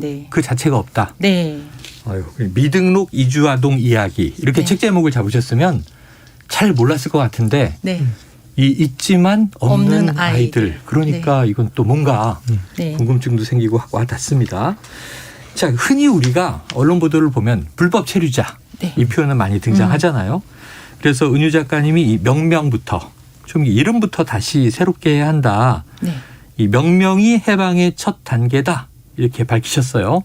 그 이유를 좀 설명해 주신다면요. 네, 저희가 이제 어떤 개념이 우리 의식을 이제 규정하는 경우가 되게 많잖아요. 중요하죠. 그래서 불법 체류자라는 것이 체류 자격이 없다라는 것을 단순히 지시하는 게 아니라 이제 불법이라는 것이 앞에 들어가니까 한 존재에 대한 낙인이 돼버리는 거예요. 무서운 표현이에요. 네, 그래서 미등록 그러니까 신분 자격이 체류 자격이 없다 뿐인데 마치 큰 불법을 저질렀고 앞으로도 되게 법을 저지를 험한 어떤 문제를 일으킬 소지가 있는 것처럼 들리잖아요. 불법 그러면 자꾸 범죄와 연관이 되기 때문에. 그래서 어떤 안 좋은 인식을 심어주고 또 실제로 불법 체류자라는 그 사람으로 이제 규정을 하면서 안 좋은 사례 영화나 드라마나 이런 매체에서 안 좋게 보도가 많이 되잖아요. 맞습니다. 어두운 이미지로. 그래서 단지 그냥 어떤 체류 자격이 없는 그 한 정체성의 한 부분일 뿐이다. 이제 이런 의미에서 미등록 이주 노동자라고 용어를 바꿔야 우리가 이제 좀 더 정확하게 보는 거죠. 네. 이것도 이제 조금 가슴 아픈 느낌이 있는 명명입니다만 그래도 불법 체류자라는 좀 무지막지한 표현보다는 미등록 이주 노동자 이렇게 부르는 게 더 명확하다 이런 설명해 주셨습니다. 자, 박 조사관님. 네. 이 현재 국내에 있는 미등록 이주 노동자 또 이들의 이제 자녀들이죠. 미등록 이주 아동 한 몇 명 되나요? 미등록 이주민 중 노동자라고만 분류할 수 있는 통계는 없지만 2021년 6월 기준 미등록 이주민만 39만 명인 것으로 확인됐습니다. 네. 이 중엔 일을 하고 계신 분도 계시고 안 계신 분도 계시겠죠. 네. 근데 미등록 이주 아동에 대한 통계는 국내 출생자들도 있기 때문에 더욱 파악하기가 어렵습니다. 2017년에 저희 위원회에서 실시한 이주인권 가이드라인 재구축을 위한 실태조사에서 18세 미만 이주 아동 수를 관련 통계들을 활용해서 2만 명 가량으로 추산했습니다. 추정. 지금은 더 많아졌을 것 같고요. 예, 그렇습니다. 근데 이제 문제는 등록 자체를 못하니까. 네. 등록이 돼야 인구 통계로 잡힐 맞습니다. 텐데 이게 국내에서 몇 명이나 태어날지 이 자체를 아예 모르고 지금 추정만 2017년자를 가지고 하고 있단 말이에요. 어쨌든 올해 6월 기준 중반기 기준으로 한 39만 명의 미등록 이주 노동자 혹은 이주민들이 계시다 이렇게 보여지네요. 자, 미등록 이주아동 체류 자격이 없다 이렇게 얘기를 하셨기 때문에 그럼 아까 우리 국민적인 의무 권리가 뭐 교육도 있고 복지도 있고 인권도 있고 여러 가지가 있는데 그럼 학교에 못 다니나요? 아니요. 학교는 다닐 수 있습니다. 학교는 다닐 수 있어요? 네. 정확히 말씀드리자면 학교만 다닐 수 있는 상황인 건데요. 네. 법적으로는 2008년도에 초등학교 입학이 허용됐고 2010년도에 중학교로 확대됐습니다. 그런데 학교 입학이 허용된 후에 초등학교를 다니던 자녀를 데리러 간 미등록 이주아동의 부모들이 학교 앞에서 단속하는 사례가 수차례 있었습니다. 그래서 아동의 학습권을 보장한다고 하면서 이를 이용해서 부모를 단속하면 의미는 없겠죠. 그래서 인권단체들이 많은 항의를 했고 저희 위원회에서도 관련 권고를 했습니다. 그래서 법무부가 2010년 9월에 재학 중에는 학생이나 부모에 대한 단속을 자제하고 강제로 출국시키지 않겠다는 불법 체류 아동의 학습권 지원 방안을 발표했고 해당 지침은 2013년도에 고등학교까지 확대됐습니다. 그래서 지금 현재는 미등록이라 할지라도 고등학교까지는 강제 출국 당하지 않고 학교를 다닐 수 있습니다. 초, 중, 고. 근데 여기서 지금 얘기 듣다가 궁금한 게 좋아요. 아동은 학교를 다닐 수 있다. 초중고까지는 이제 강제 추방되지 않는다. 근데 부모는 언제든 단속되면 추방될 수 있는 거죠? 그래서 그 2010년에 법무부에서 발표한 게 그러니까 부모도 단속하지 않겠다. 자제하겠다. 자녀가 학교를 다니고 있다면 아동 보호 차원에서요. 아동 권리 보호 차원에서. 아유, 그래가지고 제가 얼마 전에 프랑스 영화 봤는데 똑같은 사례가 나와요. 이게 이 체스 천재 꼬마가 프랑스에 갔는데 아빠가 불법 체류자예요.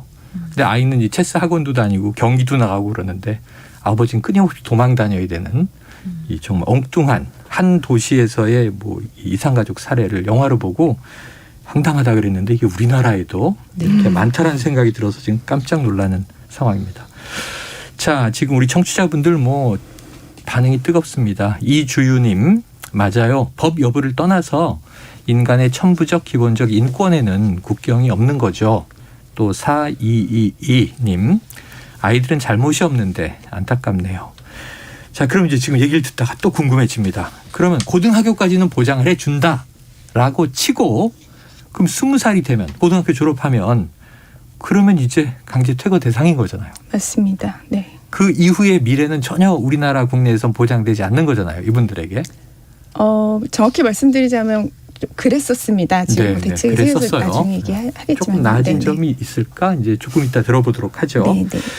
자, 지금 김민혁 군에게 궁금해요. 지금 수능 치셨다고 하니까. 그럼 고등학교 이제 올해 고3, 내년 2월 졸업. 그렇죠. 졸업 예정자. 자, 그러면 이제 이 수능을 보거나 대학에 입학 지원하는 거는 가능한 거예요? 이제 저 같은 경우에는 난민으로 실제로 인정이 돼서 3년 전에 난민 인정이 됐으니까. 네, 맞습니다. 난민 인정이 돼서 이런 제약은 없었는데 실제로 제가 난민 신청을 하고 중학교 과정 때 제가 불인정이라는 결과를 받았어요. 그때는 난민 신청이 불인정됐어요. 네, 불인정 과정을 받았었는데 이때 당시에 저한테 출국 명령서가 나왔었어요. 네, 이제 2주 내로 본국으로 돌아가라. 라는 신청서가 나왔었는데 명령서가 나왔었는데 네. 제가 중학교 3학년이었어요. 중3인데. 네, 그러니까 아직 중학교도 졸업을 못한 거죠. 근데 이제 앞으로 고등학교를 가야 하는데 네. 2주 내로 이란으로 돌아가라. 네. 라는 명령서를 받았었고 이때 왜 난 고등학교도 못 가나 라는 생각을 했었어요. 그렇죠. 실제로 2013년에 고등학교까지 갈 수 있게 했는데 네네. 그걸 알려주질 않았어요. 아, 그건 모르고 있었고. 네, 전혀 모르던 제도는 상태였고. 바뀌어 있었는데. 저 중학교를 다니고 있다고 말씀을 드렸는데도 네. 어쩔 수 없다. 이란으로 돌아가야 된다라는 말을 하시더라고요. 예. 난민주의가 불인정됐기 때문에. 네, 맞습니다. 그럼 김민혁 군은 어떻게 출생은 태어난 건 어디예요? 저는 이란에서 태어났습니다. 이란에서 태어나서 부모님을 따라왔고. 그렇죠. 근데 그럼 우리나라에서 뭐 초등학교, 중학교, 다 나왔죠. 다녔고. 네, 맞습니다. 이란어를 좀 하시나요? 저는 이제 대화 정도만 가능하고 쓰거나 읽는 한국어가 거는 더 익숙한. 그렇죠, 모국어죠. 한국어가 모국어인데. 그렇죠. 야, 참 이란으로 가서 어찌 하라는 건지 이게 듣기만 해도 지금 난감합니다. 맞습니다. 자, 고등학교를 졸업한 이후에 지금 삶을 꿈꿀 수 없다. 난민지위 인정이 얼마나 까다로운지는 뭐 언론 보도에서 많이 됐는데 그 인정을 받으신 거고 그렇습니다. 불인정이 나오니까 그냥 2주 안에 떠나라는 명령서가 날아오더라. 네. 무서운 경험이셨을 텐데. 자, 그러면 이제 이 지금 우리가 이야기하는 미등록 이주민들, 그 자녀들 고등학교를 졸업한 이후의 삶을 꿈꿀 수 없다. 미래가 없다. 절망감이 컸을 것 같은데 그 또 예민한 시기잖아요. 우리가 중2병 얘기도 하는데 그 시기에 그 좌절감은 굉장히 컸겠네요. 네.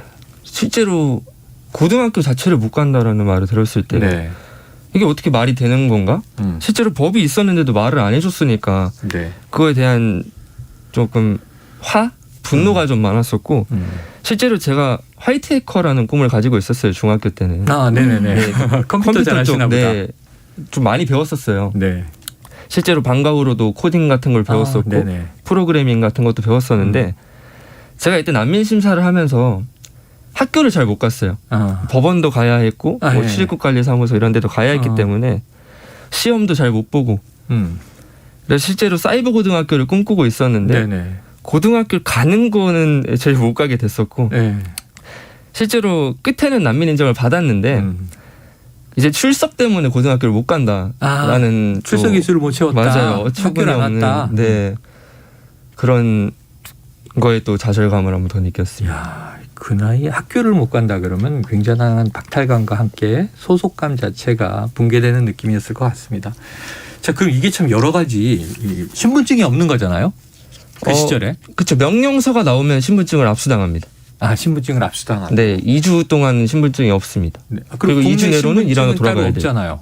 네? 그러니까 주민등록증이나 국내의 신분증은 없잖아요. 난민 심사 기간에는 G1 비자를 줘요. 비자를 그때는 가지고. 괜찮은데 이제 명령서가 나오고 사인을 하는 순간에 압수를 당하는 거죠.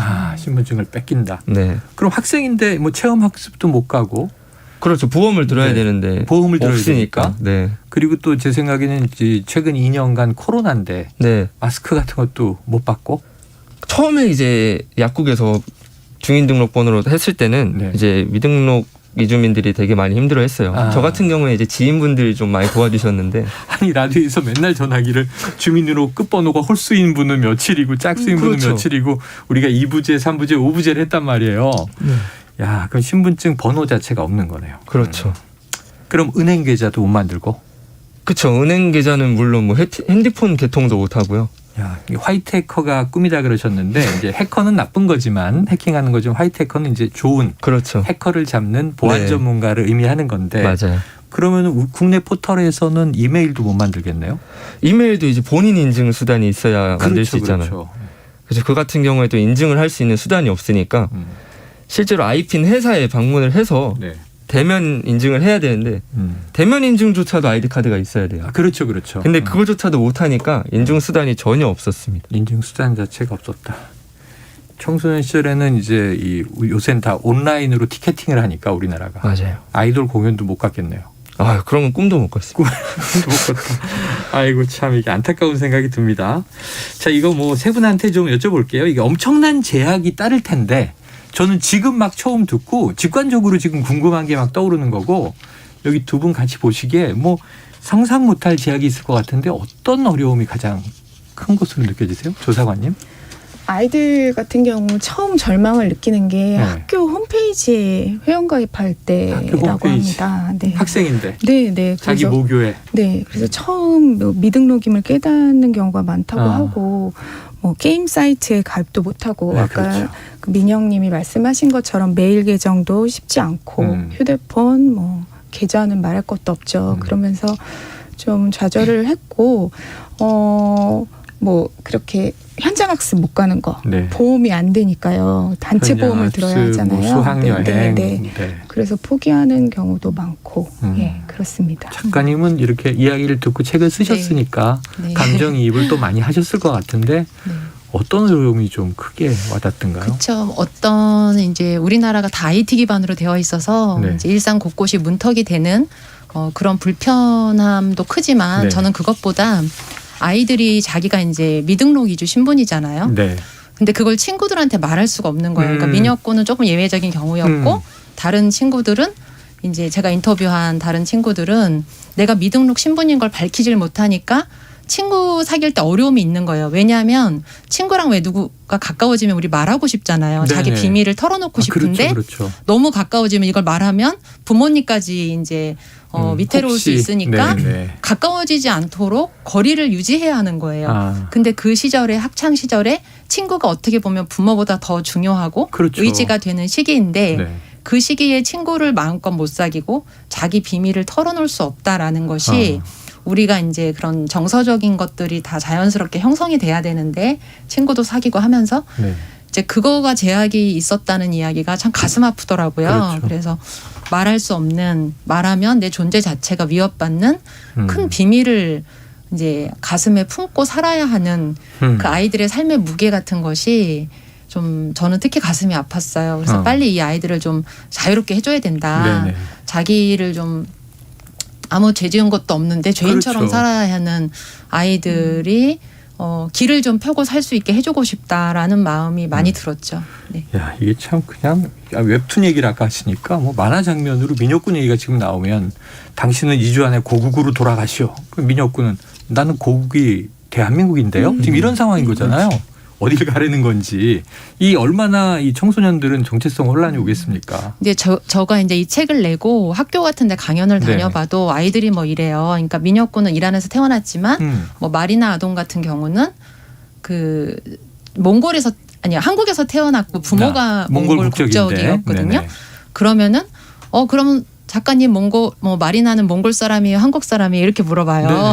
그래서 한국인이다. 그렇지만 부모의 혈육이 있으니까 몽골계 한국인이다. 그러니까 민혁군도 이제 한국인인 거고 우리가 이주가 활발하지 않아서 아직 사람들의 인식에 이제 그런 게 잘 없는 것 같아요. 피부나 이제 외모가 다르면 그냥 남의 나라 사람이다. 이렇게 배척하는. 그게 문화가 좀 있어서 우리 국내 정서가 문화가 좀 뒤늦게 다문화로 흐름이 생기면서 아직까지도 좀 전통적인 이 사고방식이 고착돼 있는 거지. 아니 저는 친척들이 미국으로 이민 가셨는데 한국계 미국인이잖아요. 미국 사람으로 살잖아요. 동양인인데 그건 이상하지 않아 하면서 역으로 우리나라에 들어온 또 외국계 한국인에 대해서는 왜 그러는 걸까? 이 궁금증이 늘 있습니다. 자, 김민혁 군 이야기 너무 재밌게 잘해 주셔서 얘기를 더 듣고 싶어요. 감사합니다. 자, 이 종교 때문에 난민 신청을 했다. 이렇게 들었습니다. 그 과정이 힘들었다고 하는데 이게 어떤 이야기인가요? 이게 상당히 좀 웃기다면 웃기고 진짜 위험했다면 위험했다는 얘기인데 제가 이란에서 태어났지 않습니까? 그렇죠. 이란이 이슬람 국가예요. 이슬람 국가죠. 중동에. 네. 저희 아버지가 이제 2000년도 전에 1988년도 때부터 사업을 좀 진행을 하셨어요. 그래서 해외를 좀 다니셨고 한국에도 왔다 갔다를 많이 하셨어요. 그래서 2010년도에 이제 또 한국에 오실 일이 생기셔서 저까지 같이 데리고 오셨어요. 근데 이제 저는 한국어를 배우고 아버지는 일을 마치면 이제 같이 이란으로 돌아가는 계획이었어요. 근데 이제 제가 초등학교를 입학을 하고 친구를 사귀었어요. 근데 이 친구가 교회를 다니던 친구였고 기독교였군요. 네, 엄마 아빠도 다 모태신앙의 가족이었어요. 근데 이 친구가 우연치 않게 저를 전도를 하게 됐어요. 야 이번 주에 나랑 교회 한번 가보자. 그래서 저는 이제 교회라는 곳이 어떤 곳인지 모르니까 이슬람 사회에 교회가 어디 있어요? 그렇죠, 그렇죠. 처음 가보는 그렇죠. 거예요. 저한테 초대를 했으니까 초대를 거부할 수는 없잖아요. 당연히 좋다고 갔죠. 네. 가는데 이제 교회의 분위기가 엄청 신나잖아요. 기타 치고 막 기타 치고 가스펠송 그렇죠. 부르고 막 다 같이 노래 부르고 밴드에 빠졌구나. 그렇죠. 네. 저는 이제 그때 느꼈어요. 한국 오는 게 나는 여기를 다니기 위해서 온 거였다. 네. 진짜 한국은 매주 축제가 열리는구나. 어린이로는 정말 그럴 만한데 네. 약간 좀 걱정이 되려고 막 하네요. 7살이니까. 그렇죠. 네. 8살이죠. 8살. 8살 때. 야. 와 너무 좋다. 매주 와야겠다라는 생각을 이제 하고 전 진짜 매주 꾸준히 나갔어요. 그러다가 이제 우연치 않게 이란에 있는 가족들이랑 원래는 평일날에 하는데 이번에는 예상치 않게 일요일날 전화를 하게 됐어요. 통화를. 그렇죠. 일요일날이면 교회를 갔다 오는. 그렇죠. 그래서 이제 고모가 받으셨는데 고모가 저한테 오늘 뭐 하고 왔어라고 물어봤는데 제가 교회를 갔다 왔다. 너무 즐거웠고 너무 행복했다. 재밌다. 근데 이 말은 즉슨 저를 죽여주세요라고 그냥 말을 한 거예요. 저 이란의 입장에서 그렇죠. 들으면 이란에 샤리아법이 있는데 샤리아 그 요즘 가끔 언론에 나오더라고요. 네, 샤리아법이라고 하면 개종자를 변절자로 취급을 하는 겁니다. 그 아프가니스탄 요즘에 탈레반 집권 때문에 샤리아법이 좀 부각이 됐는데 엄청 무섭죠. 그게 진짜 율법 중에 가장 무서운 율법이라고 볼 수 있습니다. 배교자다. 그렇죠. 이란에서 태어나면 무조건 이슬람교로 태어나는데 저 같은 경우에 이제 교회로 빠졌기 때문에 개종으로 간주가 되는 거죠. 네네.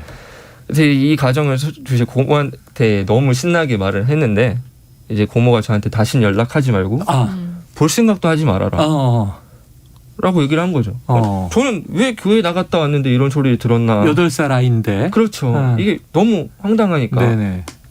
자, 아버지께 물어봤죠. 근데 이제 그때서야 아버지가 저한테 샤리아법을 말씀을 해주셨었고 실제로 이제 그렇게 가족들이랑 현재까지도 연락을 끊기는 상태입니다. 네. 그렇게 지내다가 2016년도에 이제 체류 기간이 거의 만료가 돼가고 있었어요. 근데 이란으로 돌아갈 수가 없으니까 제가 이제 종교적인 이유로 난민 신청을 했습니다. 그때가 이제 초등학교 6학년. 그때부터 이제 심사를 봤는데 저한테 이제 연락이 왔어요. 6개월 뒤에 신청을 했는데 면접을 보러 와라. 편안한 마음으로 그냥 와서 면접을 진행하고 가면 된다. 그래서 진짜 편하게 갔습니다. 진짜 편하게 갔는데 3시간 반 동안 종교적인 질문을 했습니다. 뭐 교회를 다니면 뭐 찬송가를 불러봐라. 뭐 주기도문을 외워봐라. 시험을 하는 그렇죠. 거군요. 이게 난민 심사를 보러 온 건지 사제 시험을 보러 온 건지 약간 그 정도의 어려운 초등학교 6학년 때 그렇죠. 어린이에게 맞습니다. 그렇게 이제 심사를 마치고 결과가 또 8개월 뒤에 나왔어요. 엄청 길죠. 신청만 하고 면접 보고 6개월 후에 면접 지났는데 보고. 1년이 지난 거죠 벌써. 근데 이제 결과가 불인정이라는 결과가 나왔는데요. 이때 사유가 어떨 것 같습니까? 사유가 뭘까요? 나이가 어려서 종교적 가치관이 없다는 게 사유였어요. 그러니까 너는 나이가 어리니까 종교적인 뭐 그런 가치관이 없다. 그러니까 너는 교회를 놀러 다녔다. 놀러 다녔다. 약간 이런 느낌. 신앙을 인정하기 어렵다. 그렇죠. 진실한 것으로. 네. 초등학교 6학년 때 3시간 동안 그런 질문을 내일 성탄절인데 이게 웬일입니까? 자, 아니 근데 이게 3시간 반 전 면접도 초등학교 6학년한테 질문을 계속 하는 거잖아요. 우리가 압박 면접 한 30분만 해도 20대 청년들이 너덜너덜해져서 나오지 않습니까? 조사관님 왜 인권 문제 없어요? 저는 사건이 접수되면 그때 검토하는 걸로. 근데 사실 조금 문제가 있어 보이긴 하죠. 어떤 분위기에서 됐는지 모르겠지만 그 당시에 뭐 부모님이 같이 동석을 했는지 실내보호 당사자가 같이 했는지 그것도 모르겠고 뭐 힘들으셨을 것 같네요. 제가 좀 이렇게 좀 감정을 자제하고 라디오 진행 청취자 많은 분들이 듣고 계시니까 그래 조금 객관화해야지 하는 생각을 하는데도 이게 일종의 영화 장면으로 몰입을 하면 여기서 정말 공분하는 장면이 되는 거죠. 왜 저렇게 해야 되나. 그 결론은 이렇게 내버리고. 아니 3시간 반을 물어봐서 그걸 다 답변을 했는데 당신은 신앙을 가지기엔 아직 나이가 어리다. 그럼 뭐 언제 해주겠다는 겁니까? 참 이게 제가 그럼 초등학교 때 이제 열심히 교회 다닌 건다. 이게 놀러 다닌 건다. 이런 반성들이 같이 드는데. 자, 지금 그런데 난민주의를 얻는데 이게 중요한 대목일 것 같아요. 이제 공동체 주변에 누가 있는가, 지지해 주는가, 배타하는가. 그때 저 젊은 시절에는 친구의 한마디가 또 인생 길을 다르게도 만드니까 학교 선생님과 친구들의 도움이 꽤 컸다. 이렇게 이제 들었습니다. 어떻게 좀 민혁군을 지지해 줬나요? 이제 저 같은 경우에 처음 난민 신청을 하고 불인정까지 받는데 총 3년이라는 시간이 네. 걸렸습니다. 그때 당시가 이제 중학교 3학년 때 네. 나이였고 그전에는 학교에 제가 난민이라는 걸 알리질 않았어요. 왜냐하면 실제로 알려봤자 제가 뭐 심사를 혼자 하는 거고 네. 뭐 과정도 제가 다 해야 되는 건데 뭐 알려서 어떻게 도움을 받을 수 있을까 라는 생각에 알리진 않았었고요. 학교를 빠지는 날에 이제 뭐 그냥 몸이 아프다, 뭐 법원에 갔다 이런 얘기는 못했고요. 네. 그래서 이제 중학교 3학년 때는 저희 담임 선생님이 병가를 내셨어가지고 어쩔 수 없이 옆반 담임 선생님께 말씀을 드렸어요. 선생님이 국어 선생님이셨는데 실제로 제 얘기를 들으시고 이제 수업을 들어가시면서 학생들에게 제 얘기를 해준 거죠. 너의 친구 민혁이가 지금 이런 상태다. 뭐 도와주고 싶거나 도와줄 친구가 있으면 교무실로 와라. 처음에 한두 명의 친구들이 도와주겠다 갔어요. 근데 이게 일주일 사이에 185명의 친구들이 모였어요. 학교에서. 네. 저희 학교도 있었고 옆 학교 뭐 뒤 학교 뭐 엄청난 친구들이 모였었는데 처음 나왔던 아이디어가 그럼 국민청원을 한번 내보자. 그 처음에 친구들이 국민청원을 내줬어요. 네네. 근데 이때 당시에 좀 시기가 좋았다면 좋았고 안 좋았다면 안 좋았는데 난민 반대 청원이 77만을 향해 가고 있었어요. 그때군요. 그때. 네. 그때 당시에 저희 청원도 올라왔는데 너무 이제 큰 싸움인 거죠. 반대를 하시겠다는 분들이 77만이고 저희의 청원 같은 경우에 3만에 이제 달해가지고 결국엔 답변을 못 받았습니다. 20만이 기준이니까. 그렇죠. 그리고 두 번째로 친구들이 해주겠다 했던 게 피켓 시위였어요. 네네. 그 민혁이가 난민을 재신청할 때 우리가 피켓 시위를 해주자. 네. 그래서 실제로 재신청 당일날에 친구들 45명에서 50명의 친구들이 한국에서 가장 더웠던 그 날에 땡볕에서 피켓을 들고 2시간가량 시위를 해줬어요. 그때 저는 이제 재신청을 했고 이제 친구들이 계속 언론에 나와서 제 얘기를 해주고 그러면서 이제 이슈화가 됐죠.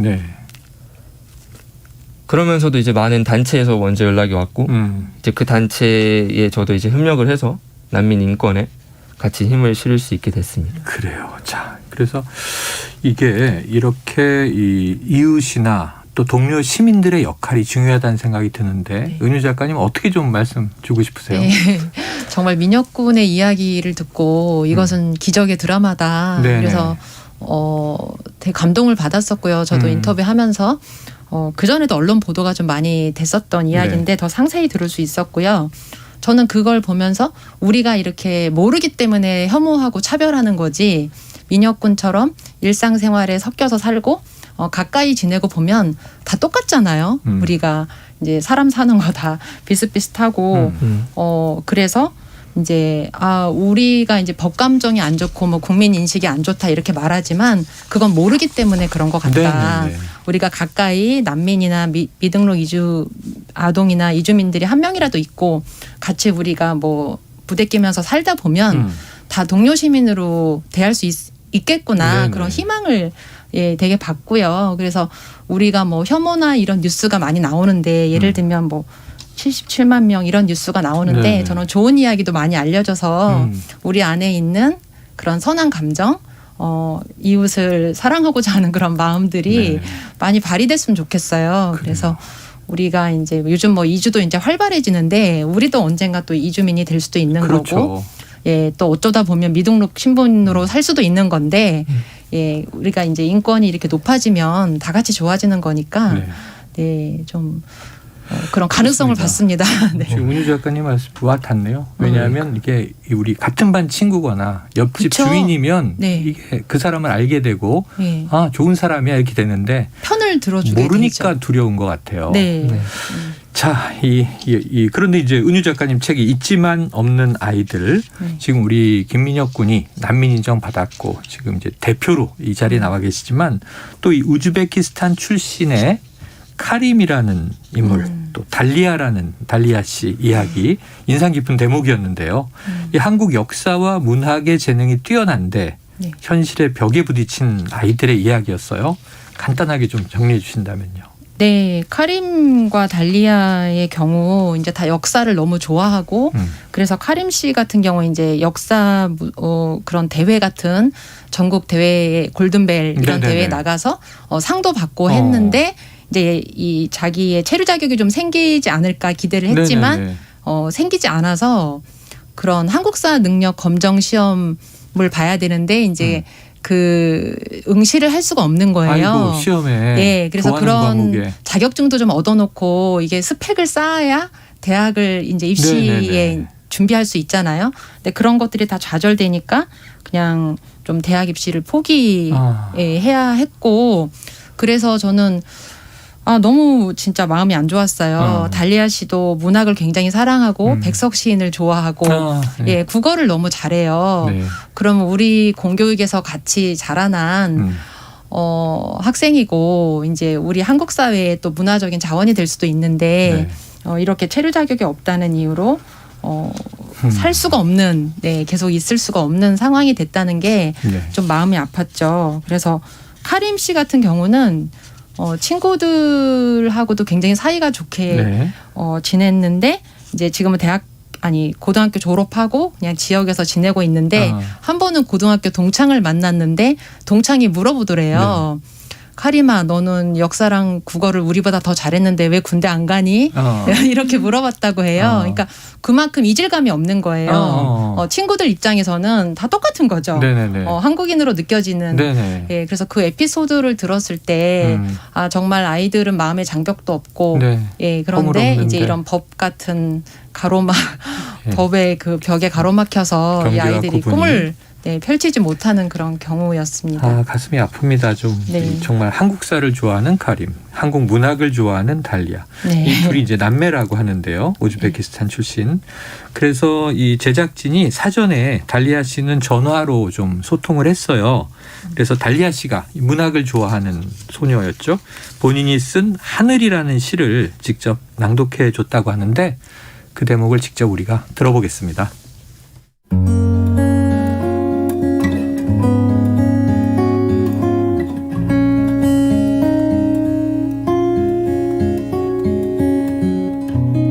제목 하늘.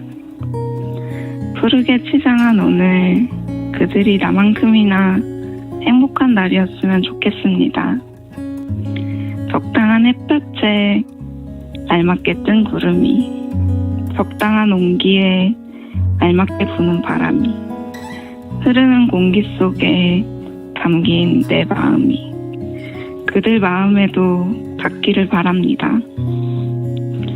작게 보이는 저 별들, 바삐 움직이는 나의 행성들, 모두가 무사히 오늘을 보낼 수 있길 바랍니다. 하루가 지나가기 전엔 숨어 있을게요. 조그마한 비밀을 말할 수 있게. 잠시 기다릴게요. 언제든 그 마음 전할 수 있게.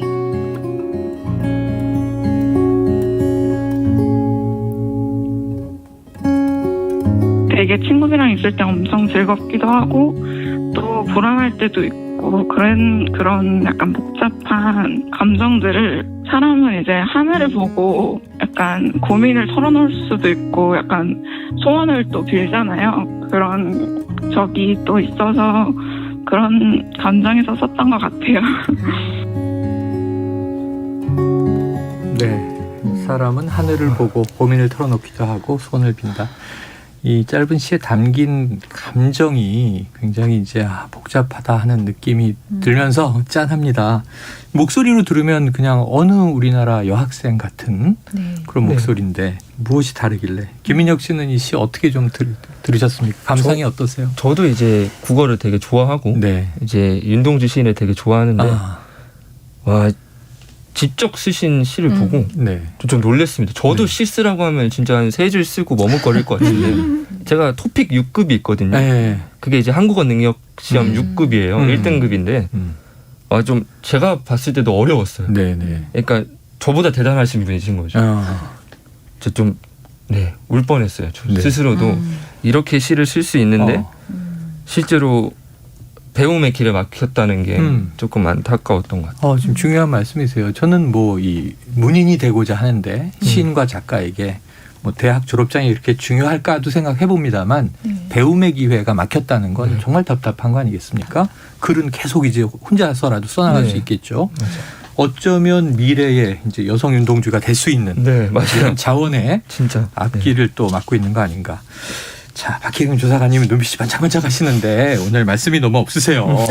공무원의 입장이시기도 하지만 자, 이 미등록 이주 아동에게 체류 자격을 주면 자, 이런 얘기가 있어요. 미등록 이주 노동자분들이 한국에 계속 좀 남아있기 위해서 출산하지 않겠느냐.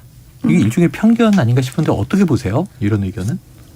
저는 사실 그 개인적인 입장이지만 편견이 아닐 수도 있습니다. 아, 그래요? 그리고 한국에 살기 위해서라기보다는 한국에 살아가는 동안 뭐 결혼도 하고 아이도 낳을 수 있으니까요. 예, 자연스러운 일이고 나쁘게 볼 필요도 없을 것 같습니다. 네네, 그렇다 하더라도. 네네. 우리나라에서 태어나서 공교육을 받은 이들이 우리나라 여러 가지로 또 기여할 수 있고 요즘에 저출생이 사회적으로 많은 문제를 야기하고 있잖아요.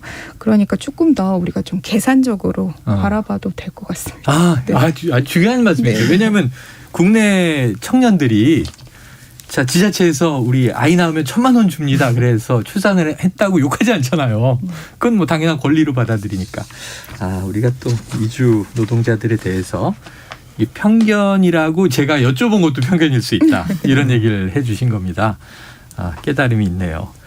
자, 지금 이 미등록 이주 아동들에게 가장 필요한 것들이 참 많을 것 같다 이런 생각이 듭니다. 결국은 우리 해법을 내주지 못하면 같이 화내고 슬퍼하고 끝 이거 아니잖아요. 그래서 가장 시급한 정책과 제도는 뭔지 세 분에게 좀 다 여쭤보고 싶어요.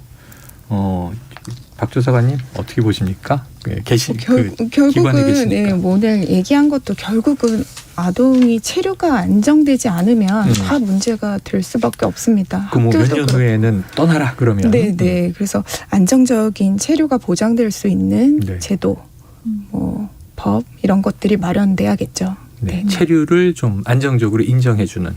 은유 작가님 어떻게 보세요? 네, 저도 그렇게 생각을 합니다. 당장 뭐 부모나 아이들에게 국적을 주자는 것이 아니라 아이들이 어쨌든 아동 유엔 권리 협약에 따라서 고등학교까지는 여기서 살아야 하잖아요. 살 수 있고 그러면은 공부 그런 어떤 신분 번호를 주던가 해가지고 뭐 학교 생활에 지장이 없도록 또 우리 무사히 어른이 될 수 있는 많은 지원을 받을 수 있도록 보장했으면 좋겠습니다. 그러니까 이 미등록이라는 것의 문제인데 이것을 등록으로 바꿔주는데 그렇죠. 등록에 뭐 여러 가지 또 내용들이 유형화돼 있다 하더라도 그게 임시든 뭐 단기든 중기든 장기든 일단 있는 동안은 불편 없이 살 수 있도록 지원해줘야 되는 거 아니냐부터 장기적인 안정성도 필요한 것이고. 지금 공부할 수 있는 권리는 줬는데 실질적인 아무런 것들이 없어요. 보장이 되어 있지 않으니까 정말 있지만 없는 존재로 아이들이 살아야 되는 게 너무 모순인 거죠. 체험학습도 못 가면 참 이상한 거죠. 친구들 다 갔는데 나는 못 간다. 어릴 때 뭐 국기원에서 이제 태권도 품띠 심사도 받고 이러잖아요. 그것도 너무 다 장벽인 거예요. 그러니까 정말 되는 게 없어요. 그래서 생각보다 너무 많은 것들이 가로막혀 있어서 그 길을 좀 열어줬으면 합니다. 민혁군과 같은 또 이제 고통을 겪었던 또 수많은 청소년이 있어요.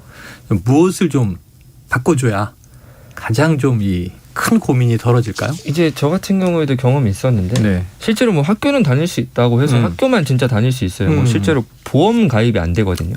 근데 학교를 다니면서 좀 뭐 축구도 하고 자전거도 타고 이러다 보니까 좀 많이 다쳐요. 근데 실질적으로 보험이 안 되니까 이게 뭐 병원 가는 게 좀 무서워요. 이제 내가 병원 가서 이게 얼마가 나올까라는 생각에 실제로 왜냐하면 학교만 갈 수 있게 해줬지 뭐 부모님이 일을 할 수 있게 해주는 게 아니기 때문에 그런 형편이 좀 어려워요. 실제로 이런 분들이.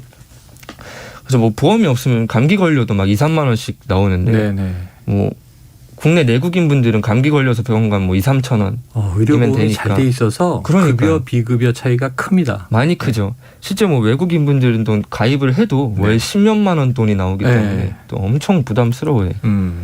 그래서 뭐 그런 보험적인 부분, 그런 등록으로 어떻게 해결할 수 있는 부분이 좀 개선이 됐으면 좋을 것 같습니다. 자, 등록으로 인한 신분이 확실히 보장되고 그에 따른 좀 최소한의 복지. 그렇죠. 그 보험이라는 게 지금 사보험이 아니고 최소한 공보험들, 공공보험들 얘기를 해주셨습니다. 박주석아님 지금 국회, 교육부 등에서 민혁 씨가 얘기한 문제, 은유 작가님 얘기한 문제, 이걸 좀 해결하기 위한 아까 말씀하신 법제도 개선 움직임 어떤 상황인가요?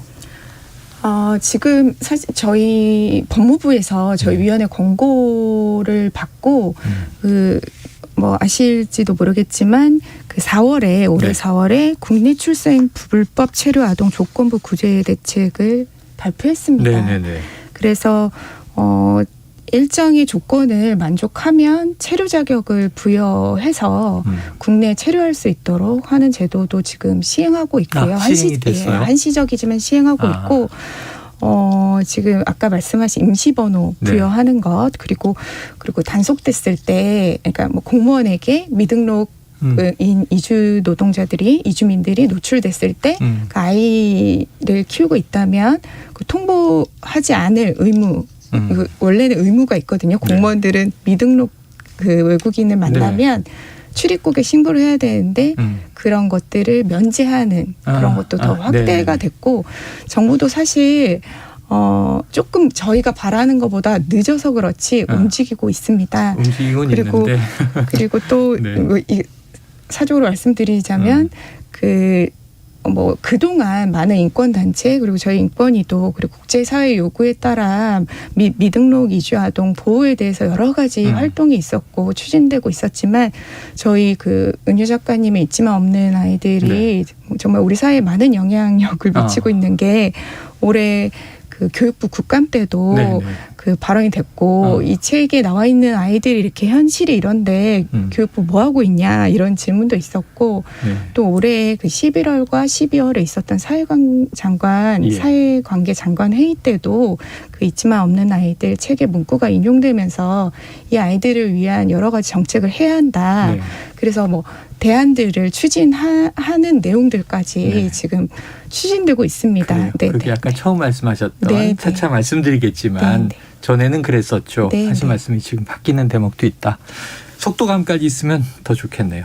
자, 청취자 0290님 있지만 없는 아이들 인상 깊은 대담입니다. 부끄러워지네요. 이런 말씀 주셨고요. 우리가 지금 깨달아야 바꾸죠. 1885님 우리나라는 한참 인권 후진국이 맞는 듯합니다. 바꿔야죠. 2842님 천부권을 누릴 수 있는 대한민국이 됐으면 합니다. 자, 시간이 아쉽네요. 오늘은 여기서 마무리를 하고 이 책을 꼭 읽어보시고 다음에 이분들을 또 어디서든 뵙기를 기대하고 지속적인 관심이 필요합니다. 자, 지금까지 최영일의 시사본부 연말 특집 당신들의 크리스마스 은유 작가님, 국가인권위원회 박혜경 조사관님, 김민혁 군과 함께했습니다. 세 분 고맙습니다. 네, 감사합니다. 메리 크리스마스.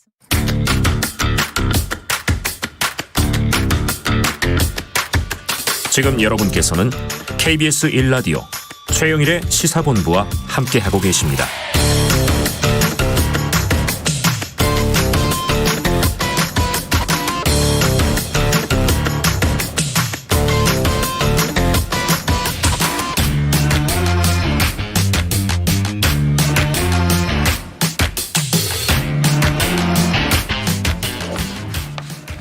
네, 자 박근혜 전 대통령 신년 특별 사면 발표 청와대 입장 들어보는 이 잠깐 인터뷰 시간을 급하게 마련했습니다. 박수현 청와대 국민소통수석과 전화로 이야기 나눠봅니다. 박수영님 안녕하십니까? 네, 안녕하세요. 박수현입니다. 네, 오늘 이 전격 사면 가장 큰 뉴스가 됐는데요. 결정적인 사면의 이유 뭐라고 말씀 주시겠습니까? 예, 뭐 청와대에서도 대통령님의 그 말씀을 대변인이 전하긴 했습니다. 네. 이번 사면은 어떤 개인의 생각의 차이 그리고 찬성 반대를 넘어서 통합과 화합 그리고 새시대 개막의 계기를 바라는 마음으로 진행되었다 이렇게 말씀드릴 수 있겠고요. 네. 특히 박 전 대통령은 4년 9개월, 5년 가까이 이렇게 복역한 점, 네. 그리고 그로 인해 건강 상태도 많이 나빠져 있다는 점을 고려하였습니다. 자, 아까 이제 박경미 대변인 얘기를 저희가 육성으로 들었는데, 자, 반대하시는 국민들의 해량을 바랍니다 하는 말씀까지 하셨더라고요. 네. 자, 박 전 대통령의 건강 문제, 병세 좀 많이 악화된 것으로 보여집니까? 글쎄 이 문제를 좀 자세히 말씀을 드릴 수 있으면 좋겠는데요. 네네. 그러나 개인 정보이기 때문에 건강 그렇죠. 상태를 세세히 말씀드리기는 어렵습니다. 네. 다만 언론에서도 기존에 보도된 바와 같이 이미 세 차례에 걸쳐서 입원, 격리 등이 있었고요. 금년 11월 22일부터인가요? 그때 통증 등으로 인해서 이미 입원 중인 상태에 있고, 상세히 말씀드리기는 어렵지만 장기간 치료가 필요한 것으로 진단되어 있는 것으로 그렇게 저는 알고 있습니다. 네, 자세히 이제 개인정보 얘기하기는 어렵지만 그래도 사면의 고려에 중요한 변수가 됐다 이렇게 보여지네요.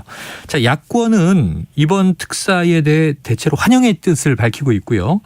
오히려 촛불을 들었던 시민단체들 이번 사면에 좀 반발하고 있는데 이 박수홍님 좀 만감이 교차하실 것 같아요. 어떤 심경이세요? 그렇습니다. 좀 전에 사회자께서도 소개를 하셨습니다만 대통령께서도 그 반대하는 분들의 넓은 이해와 해량을 부탁드린다라고 간곡하게 말씀을 드렸습니다. 과거의 불행한 역사를 딛고 온 국민이 대화합을 이루고 또 통합된 힘으로 코로나19 이 확산과 또 그로 인한 범국가적인 위기를 극복하고 또 미래를 향해 새로운 걸음을 내딛는 계기를 마련하기 위한 것이다. 이렇게 이해를 해 주셨으면 좋겠습니다. 네. 자, 이 화합을 위해서 또 미래로 나가기 위한 과정이다 말씀해 주셨고요.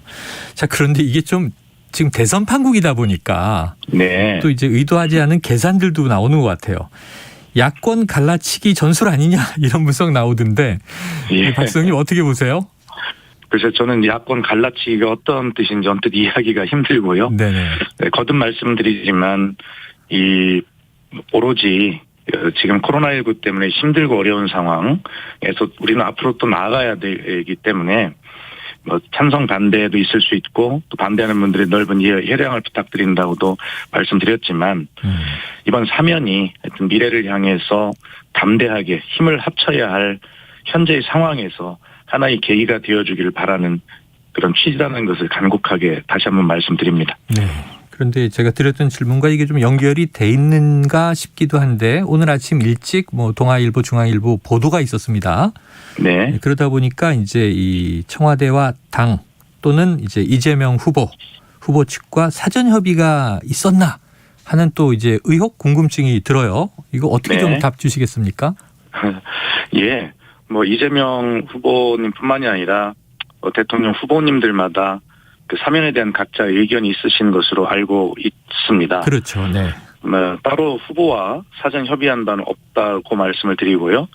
특히 그 이재명 후보님께서도 그 어떤 오늘 언론과 인터뷰에서 전혀 들은 바가 없다 이렇게 또 말씀을 하신 바가 있더라고요. 네네. 어쨌든 사면은 대통령께서 여러 가지를 고려해서 물론 사면심사위원회의 심사와 또 권고 이런 것도 있고 국내 의결이라는 절차도 있습니다만 그런 것들을 고려해서 대통령께서 내리신 결단이다 이렇게 말씀드리겠습니다. 네, 결단이다.